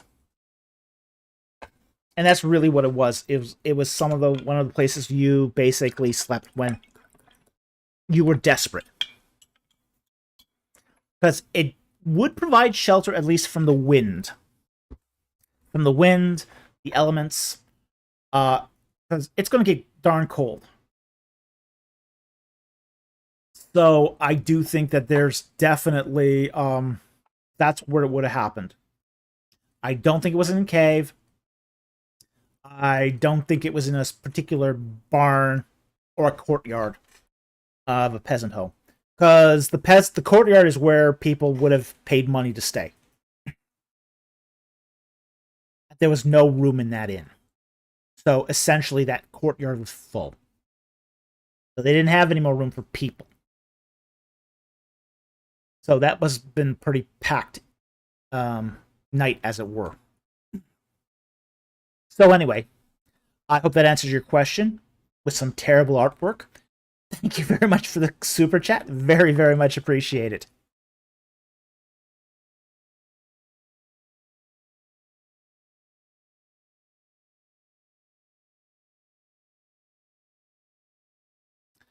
Okay, another one from Camel Leopard for $5. Thank you very much for the super chat. And he asks, do you think Malachi was a title or a pseudonym rather than a personal name? My messenger. If so, who might have it been? Debated. This is debated. And I don't have an opinion on this. It could have been a title? Sure. Yeah, I mean, Malachi? Yeah. My messenger? Absolutely, it could have been a title. It also could have been a name, too. Malachi was actually used as a name. So, it could have been either. We do find that there are times when both names and titles are sort of swapped in Hebrew for certain reasons. So, that wasn't unusual. So, could this have been a title? Absolutely. Absolutely could have been a title. Could have been a personal name? Absolutely. Could have been a personal name, too. We don't know. Maybe it is, maybe it isn't. And it is debated. It is debated. And I don't think we have firm evidence one way or the other which one it is. So, with that said, hard to say much further. But anyway, I want to thank you for that super chat. Unfortunately, sometimes we just have to say, yeah, this is a controversy. Controversy when we don't know.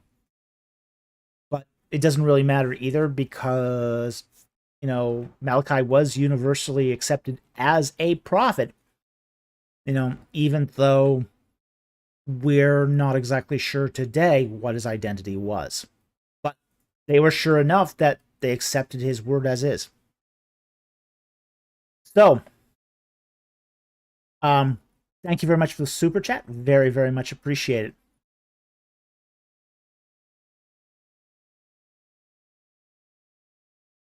Okay. Sentinel Apologetics for $5 Australia. And he's giving us a quote from Bart Ehrman on Myth Vision.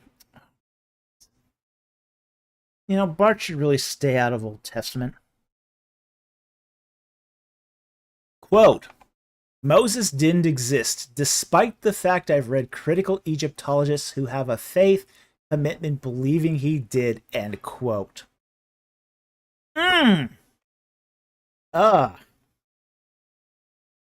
Wow. This is sort of the what's it called now? There was a set with criticisms way back called the the idea was if you believe something is true, it has to be false. The idea that Moses didn't exist is just as much as a faith commitment as, in a sense, as believing he did exist, and probably even more so of a faith commitment, because you're having to believe it in spite of the fact that there's a whole lot of evidence that there was an Exodus. We're getting to the point. I mean, we're at that point now where there's so much sort of evidence accumulating for an Exodus that if Moses didn't exist, it would be incredibly incredulous. Okay, we're at that point. We're really at that point in the scholarship that there's so much, and I notice here something very, very interesting, that Moses targets critical Egyptologists. Okay? These are the experts on Egypt. If the experts on Egypt, the critical experts on Egypt, say that, we got good evidence for an Exodus, and ergo, a, credible possibility of a Moses, then stating an assertion that Moses didn't exist is just sort of flying in the face of the evidence. Crazy. And this is sort of when Bart gets out of his wheelhouse, and it's desperate. I have to admit, if at that point, if you're getting Bart Ehrman on your channel to to pontificate on the Exodus. He's a New Testament scholar. What does he know about the Old Testament? What all? What does he know about ancient Egypt? Even less. Okay? That's just pretty desperate. That's like dragging the bottom of the barrel. Oh wow! Just when I heard that Myth Vision was having Bart Ehrman on to talk about the Exodus, I just oh man, really, Derek? Did you have to go there? I mean, that's just a low point. Just a low point. So, that's all I'm gonna say about this. It's just I couldn't take that seriously, and I didn't take it seriously because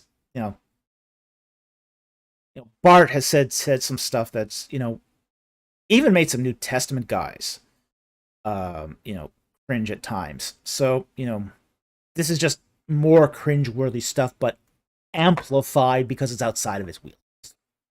So anyway, thank you very much for the super chat, and it's good to see you here tonight, Rob. Don't be a stranger here because we love having you on here. So thank you for the super chat, and it's good to see you here tonight. I did get your Facebook messages. I don't know if you've heard, we've had just a really crazy week tonight, or this week.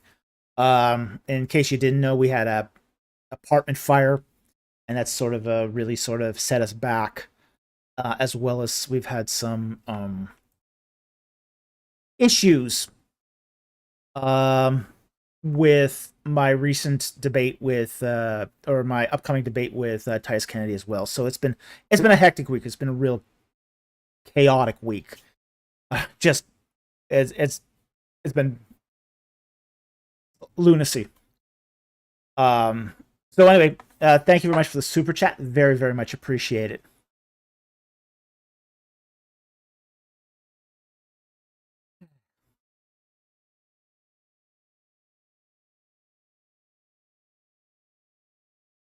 And our final super chat tonight is from Sentinel Apologetics. Okay. For $10 Australian. Thank you again for the super chat. Sorry for throwing you into the hot seat without saying Daddy Folk. Laugh out loud. But notice with Bowen's new Volume 2 book, their so-called critical attempt to debunk the Bible is more pompous than genuine. Well, I mean, I expect this from Bowen. I mean, this is standard operating procedure for Bowen. I have read some of his books now, and it's just not impressed. Honestly, not impressed. But I'm not gonna spend the time to review them either. It'd be a waste of my time, essentially. But I have finally read some of his work, and not a big fan. Not a big fan. Now I do read critical scholars. I have a large collection of books by scholars. I think critical scholars are really, really important. Critical scholars, give us new insights. They give us pushback. They show us, say, flaws in our thinking. And that's valuable. Honestly, if a critical scholar can show us flaws in our thinking, that is an opportunity. That is an opportunity to address those flaws. So, I love critical scholarship. I think critical scholarship is fantastic. I relish criticism, because it makes me a better scholar in the end. It's like, okay, maybe I haven't considered this. I will look into this, and I'll see if there's an answer. So I value critical scholarship. But I also sometimes have to laugh when when the attempt to be critical ends up being more pompous and ridiculous. than genuine. Okay, then when they're not just trying to show flaws, they're just how do I say this? Bringing up tropes that are really not good scholarship. They're not well founded, and frankly, outside of their expertise. When Bowen talks about, say, the Exodus, it's really outside of his expertise. He doesn't know what he's talking about. He doesn't know what he's talking about on the Exodus. He barely knows what he's talking about on the Bible. So, I just okay. I mean, this is why he has to take on debates against C.J. Cox and Jonathan Sheffield. That's his level of competence. Is that he doesn't feel like he can debate anyone more erudite and knowledgeable than C.J. Cox. That should explain everything right there. That should explain it all. Yeah, he's fine in an echo chamber. He's fine when he's not challenged. If he's challenged, he needs help. That's why he won't do a debate alone. He needs that help. He needs assistance. So, and this is why most of those debates end up being ugly furballs. Is because they're not rising to a level of a good scholarly debate. So, I see you put in one more super chat. Okay. Sentinel Apologetic for $2 Australian. Critical scholarship is fantastic. 614th law. Winky face. Okay, well. I love critical scholarship. I absolutely adore it. I mean, I consider myself a critical scholar. I'll look at counterfactuals. I think counterfactuals are important. I seek out counterfactuals because those are problems waiting to be solved. And if you're solving problems, you're doing good scholarly work. And this is one of the things Ed Bowen says is, he doesn't do a lot of cutting edge scholarly work. He says he just repeats the stuff that other scholars have already said. Okay. Sure. Go for it. If you want to do a popular press book, yeah. Okay, repeat what's already been said. If you want to do good critical scholarly work, you have to go after the stuff that hasn't already been said. You have to go after the stuff where there's still questions to be answered. Counterfactuals to engage. Problems that are in the text, or potential interpretations where there's an ambiguity, and try to figure out which is the right interpretation. This is the stuff that makes scholarship interesting and good scholars pursue. They don't go after the stuff scholars have already done. Yes, they read those scholars. They know all those opinions. They know all that work. They've read that work. But then they go beyond that work and engage the text and the problems on a deeper level. So absolutely, critical scholarship is fantastic. Love it. Absolutely love it. Because that's the challenge. That's the challenge. That's the interesting bit. The finding new things. That is absolutely fantastic. So, anyway, with that said, thank you very much for that super chat. And that's the final super chat. So we're going to take a few non-super chats and then call it a night. Okay. So I'm going to be looking for that Q and a colon.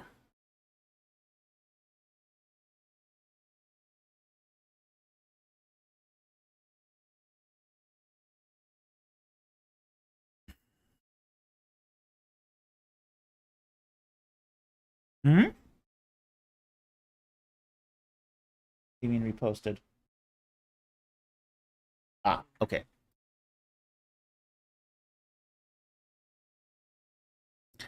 Okay, and one more from Sentinel Apologetics. For $2 Australian, thank you very much. Yes, and Biblical Maximals has critical scholars. Indeed, it does. The thing is that being a critical scholar and being a maximalist or a minimalist are mutually exclusive. You can be a critical scholar and be a minimalist. You can be a critical scholar and be a maximalist. They're not mutually exclusive. And that's because maximalism and minimalism don't have anything to do with the critical method. The critical method basically says that you are evaluating the text as you go. You can do that as a minimalist. You can do that as a maximalist. It's not mutually exclusive. Yeah, there's some people who won't like that, but that's because maximalism and minimalism have nothing to do with the critical method. So, you can also be a minimalist and maximalist that isn't critical. You can be, you could just be a demagogue. You can just say, okay, this is what I believe, and I don't care what the text says. There's other approaches to scholarship as well, besides being a critical scholar. So, and you can still have those alternate approaches and still be a maximalist and minimalist, or a minimalist, So, as I said, the two categories are not mutually exclusive. So anyway, thank you very much for that super chat. Okay. You again.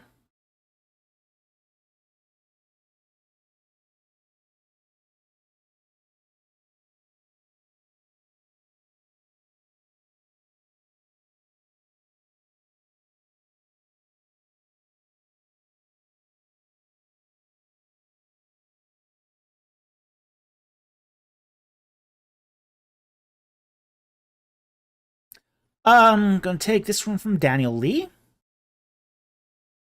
who asks, Dr. Falk, what is your opinion about the claim that Katsur Yabin in the topographical list of Ramses II in the Temple of Amun Karnak is the Jabin of the Hatzor? Possible. We do know that Jabin seems to have been a family name of the king of Hatzor. We do know that it's not used during, say, the 15th century and the 14th century, where, especially the 14th century, where we have, say, the Amarna letters. There seems to be a different family name used at Hatzor, but it does seem to have been very, very popular during, say, during the late 13th century and into the 12th century BC. So, is Katsor Yaban related to Jabin Hapsor? It's possible. I'd have to take a little more look at this to see the etymology here. I'm not going to say so definitively. I haven't actually examined this that closely. So I'd have to take more of a look into it. But prima facie, I can't say it's impossible. But I would need to take a closer look at the topographical list to just sort of see if that's tenable. I have heard people mention this as a possibility. But I haven't examined the claim myself.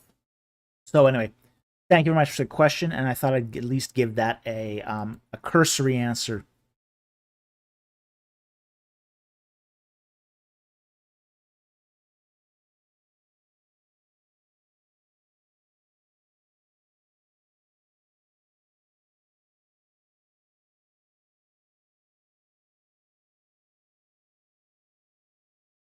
I just took one of Daniel Lee's questions.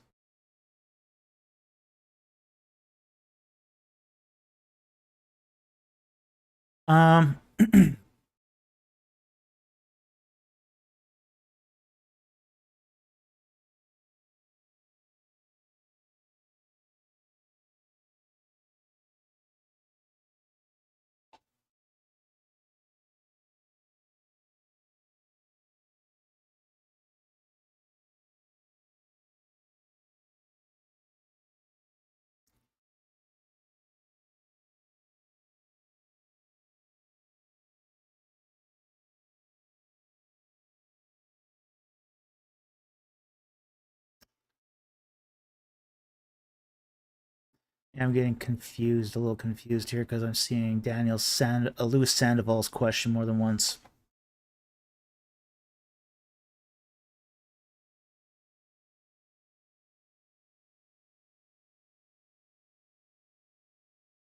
Yeah, unfortunately, when he retracts it, it doesn't retract on my Twidget. I'm seeing it more than once. I'm kind of losing my place here.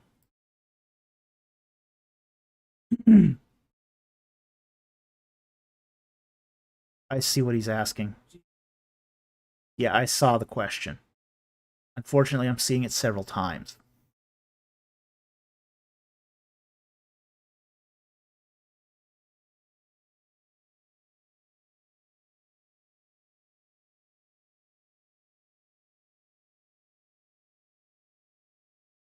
Gonna go to the beginning. Discombobulated by that.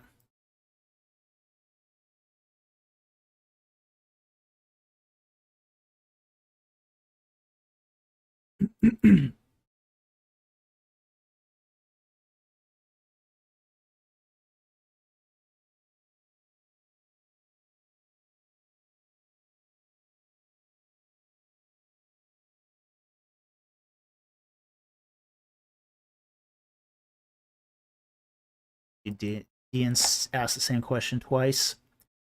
Which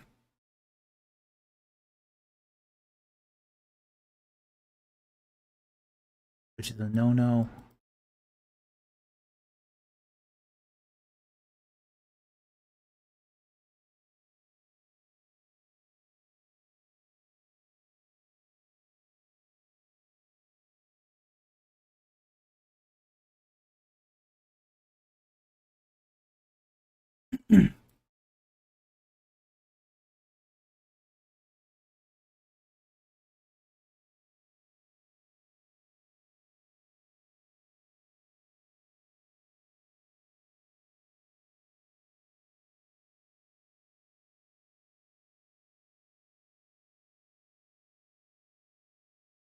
Brick creation, I'm going to take this one. Hi, Dr. Falk. Any ancient sources that show that numbers of ages like Genesis could show clan life instead of individual ages? Yes. We do see extended ages in some of the kings lists. We do see this in the Mesopotamian kings lists, and we do see this in even the Egyptian king list to some extent. Particularly the Mesopotamian kings list, there does seem to be some hankiness, especially with the numbers, that does seem to indicate that these were, say, more than just the lifetimes of individuals. Now, I wouldn't take those years, for example, like you do get some very odd numbers, like 28,000 years and 12,000 years and that sort of thing. So, Mesopotamian kings list is expressing very, very long, maybe idealized periods of time. And if it's doing that, this could definitely be an indicator of, say, clans instead of, say, individuals. That is one potential interpretation here. But the other thing is that, we do find occasionally that extended numbers for age are in some old documents. So, and we do even find this, for example, in pre-dynastic kings of Egypt, that some of them are given, say, excessively long lifespans that may exclude certain members. For example, King Scorpion. Well, we now know that there's a Scorpion too. There's not just one King Scorpion, there's more than one. Some have even postulated that there's 3 of them. So that would give you a indication that the lifespan of King Scorpion is not just limited to one member, but is a clan as such. King Scorpion Jr. Yeah, that doesn't sound too menacing, does it?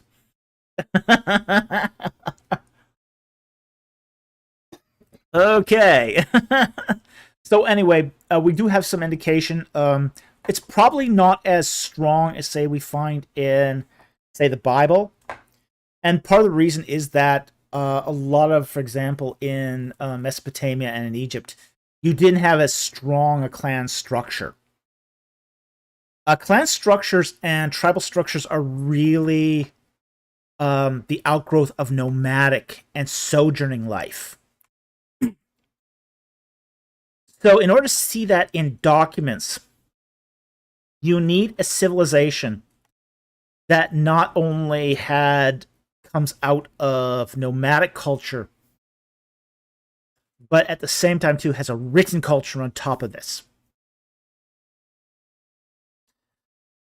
The problem with finding this in written documents is that most nomadic cultures don't have a written history. Most civilizations that have a written history tend to be sedentary. And we even find this into some respect, even in respect to, say, Israel. You know, the documents, the primary source documents that we do find of the Israelites, are most of them are going to date to the kingdom period at the very, very earliest. And some of that is because Israel at that point is sedentary. With the establishment of the monarchy, people become sedentary. They are not sojourning in the same way they were as, say, tribal groups in their particular land holdings. So that's going to change the way that documents are kept, preserved, and passed down. So there has to be this sort of sort of perfect storm of both nomadic culture and written culture, such that it is on the cusp of sedentary culture in order to see this. So as I say, we do see some of this in early Mesopotamian documents. We see a little bit of this in early Egyptian documents. But, once they sort of establish that sedentary culture, it sort of disappears. It does live for a long time in Israelite culture, though. And they do manage to keep those clan roots going for a very, very long time. And it is possible for cultures to do this. We do see this in say, Irish and Scottish clans. They managed to keep their clans going for almost a millennia. Even Japanese clans are very long-lived as well. So, we do see this in other cultures. But we do see it less in Egypt and Mesopotamia, but there are vestiges of it there. So anyway, thank you very much for that question. It's an interesting question.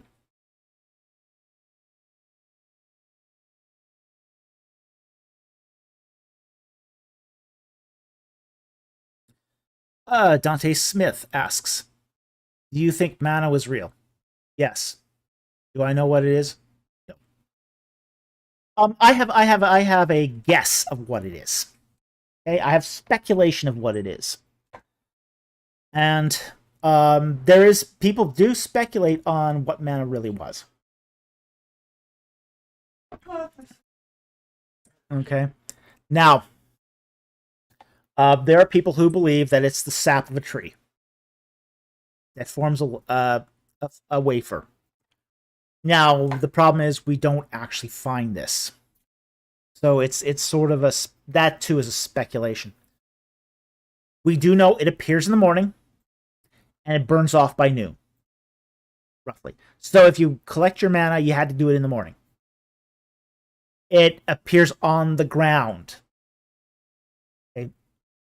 The wafer in the sap in the tree thing doesn't sort of pan out because it's in the description it's supposed to appear on the ground. Well, there is something that does appear on the ground, and it can sometimes die by noon, which is fungus.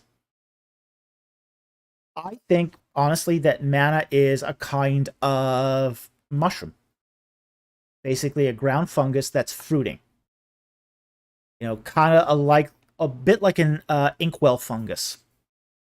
Where the cap pops up in the morning, you collect it by noon, and if you don't eat it the same day, it's spoiled. I think that's probably the best explanation that I've sort of encountered. I It does make a lot of sense because in some places where you do have mushrooms grow, high humidity in the morning, the dew setting does promote fruitification of fungus. And the fact is, too, that the flavor of mushrooms does wildly vary. It's really there was a time when I was really into mycology, which is the study of mushrooms. And one of the interesting things that I discovered was how incredibly varied the taste of mushrooms were. They could be sweet like honey, as we find the description of manna. They could taste like a beefsteak. Now, those are two radically different flavors. Mushrooms are all over the board as far as flavor profile. So, my thought here is that manna was actually a type of mushroom. A type of mushroom that grew in savannas, the savanna of the Sinai, that with the humidity and the dew point of dawn,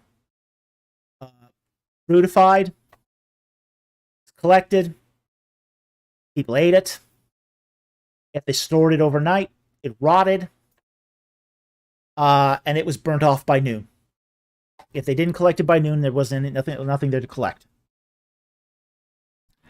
Very, very, as I said, very similar to the inkwell mushroom, but with better flavor. Oh, and it didn't make your hands inky either. There's a reason why they're called inkwells. Oh yeah, they turn black. They actually turn black, and they'll stain your hands black. Yeah. They're totally edible, but you gotta eat them like immediately, like within like a couple hours. Yeah, they spoil that fast. Oh yeah, they'll turn your mouth black if you don't eat them in time. There By the Anglican Church, there was a huge patch of them growing. Huge patch.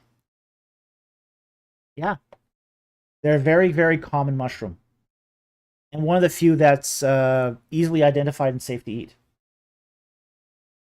By the way, don't go mushroom hunting unless you have an expert with you. Eating the wrong type of mushroom is a quick path to an early grave.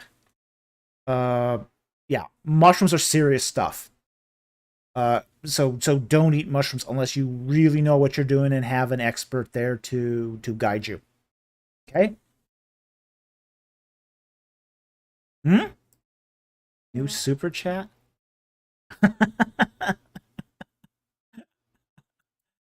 Aleko for $5 Australian. Hey, Folkers and everyone. What's this David on mushrooms? Laugh out loud. We are talking about manna.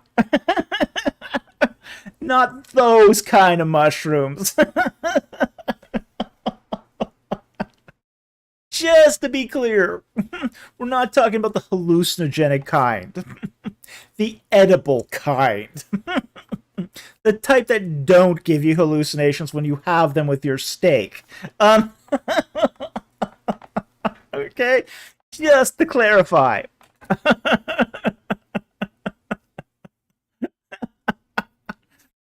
Thank you very much for the super chat, even though it was a bit cheeky. So anyway, that answers what I think. My speculation is regarding what manna was. I think it was a type of mushroom. Okay. any more non-super chats here, and then we will. If I don't see any more super chats, I am more than happy to wrap it up at this point because we are getting close to 3 hours. Uh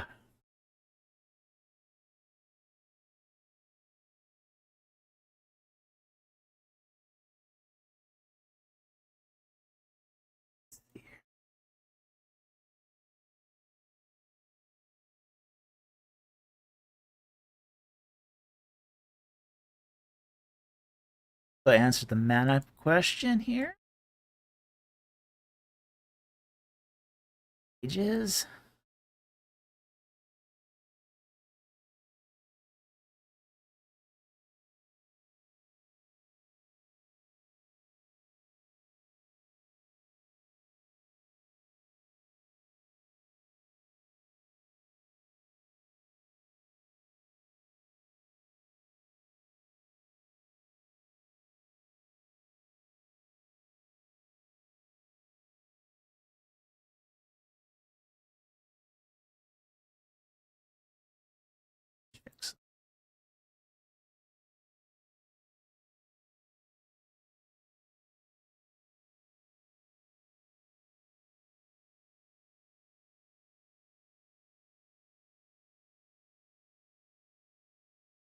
Okay, so he did track that.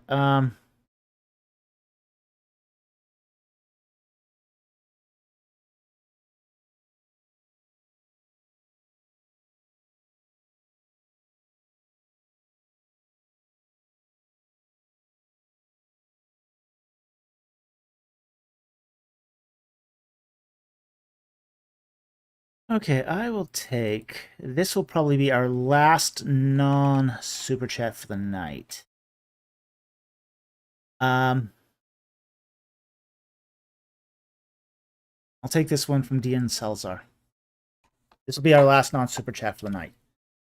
Why did Egypt never create overseas colonies like Phoenicia or explore the southern eastern hemisphere to colonize despite having good water route and possibly superior navy? Okay. They did establish one colony, one overseas colony, and that was Byblos, and that was in Lebanon. That's the only major overseas Egyptian colony they ever sort of created. Now, the question is, why didn't they do it elsewhere? The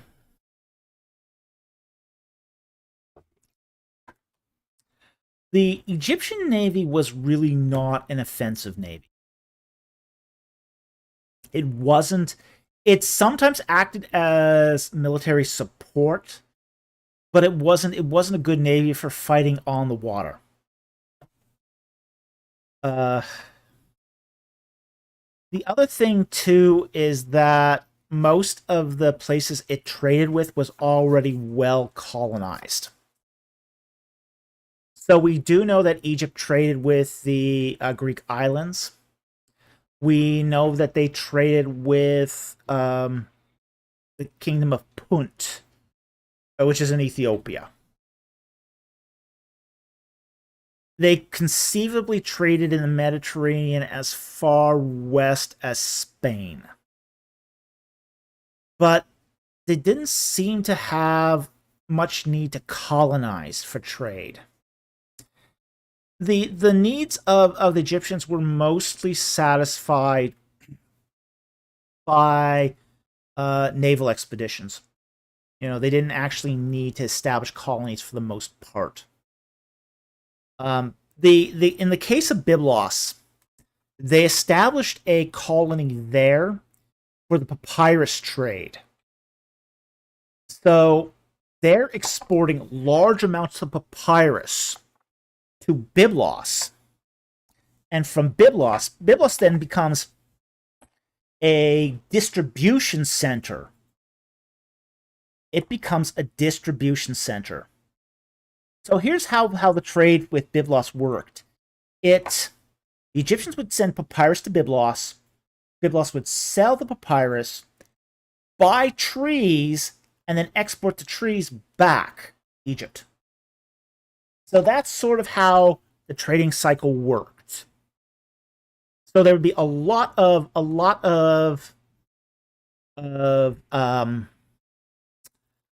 movement of materials. Now, the problem with Byblos for the Egyptians was by the 20th dynasty, Byblos became an independent kingdom. It already had changed hands several times. The Egyptians did not only establish Byblos as a trading colony, but it had to reassert its dominance over it many times.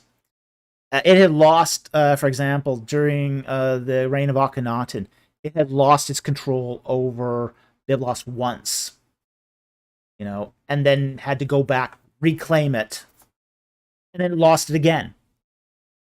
So by the time you hit Dynasty 21, Byblos was a fully independent kingdom. So this was a perennial problem for the Egyptians, is that it couldn't hold anything really, really distant. It couldn't hang on to. And this is true. This was true of most of, say, Egyptian hegemony. Egypt never had an empire. It really didn't have an empire. It had areas of hegemonic control. And most of those areas of hegemonic control were close to home. Areas like Kush, like the Levant. Not so much Libya, because Libya didn't have anything the Egyptians wanted. But the hegemonic areas of control, like the Levant, like Kush, these were areas that had resources that Egypt wanted, and they're close enough to Egypt proper that should it ever had to go and do a policing action, it could just go on campaign and do it. So anything that required really, really far distances, like, say, Ethiopia or the Greek islands, that was too far away. That was too far away for Egypt to assert its kind of hegemonic control. So, with that said, it never colonized any of that. All those areas were occupied already. The southern hemisphere was the Africa going from Ethiopia south was already occupied. Egypt would have had to fight those people, then had to fight them over and over to maintain control. Egypt would have had problems setting up a colony in the Greek islands, so that was a non-starter. It really needed to be able to set up shop, maintain control year after year after year after year. And those overseas colonies were just too much trouble. Egypt didn't do imperial conquests. It was too far away, they just weren't interested. That's why they never conquered Mitanni. Too far away, too big, too hard to control. It's also why, even when they fought the Hittites, they didn't conquer Hatti. Even at times when they were winning the war, Hittites, too far away, too inconvenient. Yeah, I mean, if they could sign a peace treaty just to keep them out of their hegemony, that was enough for them. That was really enough for the Egyptians. I mean, the Egyptians really only established trade to shore up their inflation. Really, it was really just economic. It wasn't about security. It wasn't about control. Yeah, it was about social harmony, social harmony within Egypt proper. Egypt had terrible inflation problem. Absolutely horrible inflation problem. So if you're not I mean, the kings of Egypt had to deal with that inflation. And when they didn't deal with that inflation, there was incredible strife. We see this, for example, during the reigns of Ramses III and IV, where the inflation of Egypt just spirals out of control because they're not bringing enough produce in, enough resources into shore inflation. So it creates social strife, turmoil, and rebellion. So it's really much more the fact that overseas colonies were just too much trouble. Why they didn't do it, even if they had the military might to do it, it's too much trouble, and they just weren't into that trouble. So anyway, thank you very much for the question. I did see one more question just pop up, and I'll take that.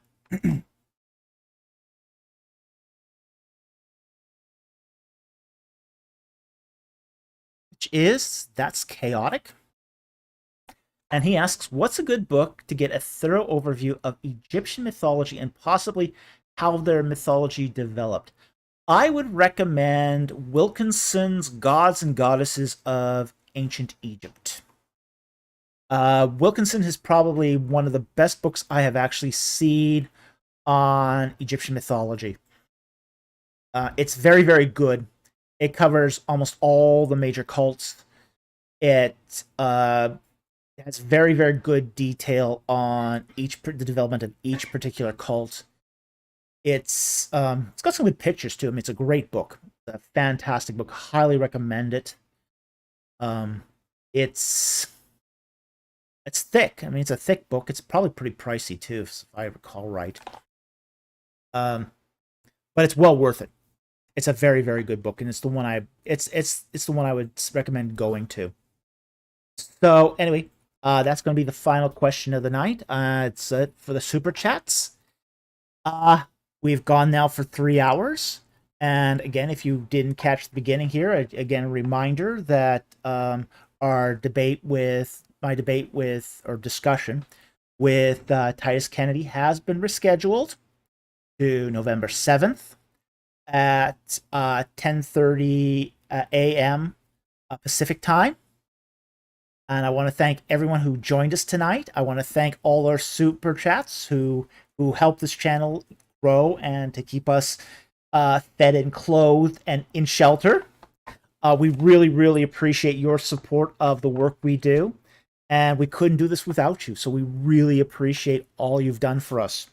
We also want to thank our Patreon supporters who have who give to our equipment needs and to keep us in there. Basically, our equipment breaks down and they help us replace it. So they don't get nearly enough thanks, and we really, really appreciate what they do. And finally, we want to thank our regular subscribers and the people who comment and like and even the ones that dislike our videos. You watch our videos, and that helps feed the algorithm. And when the algorithm is fed, YouTube spreads our videos to more and more viewers. So we really appreciate those who faithfully view our material. We also want to thank those who pray for us. We have really felt the benefit of that this week with what we went through this week. So we really appreciate all the prayers of support and are grateful for all the prayers. And if you want to receive more content, be sure to hit that subscribe button so you don't miss any of our content. And with that said, thank you very much for joining us tonight. We really, really appreciate you spending your Friday with us. And I hope you have a great night. And I'll see you next time on Ancient Egypt and the Bible. Good night, everyone.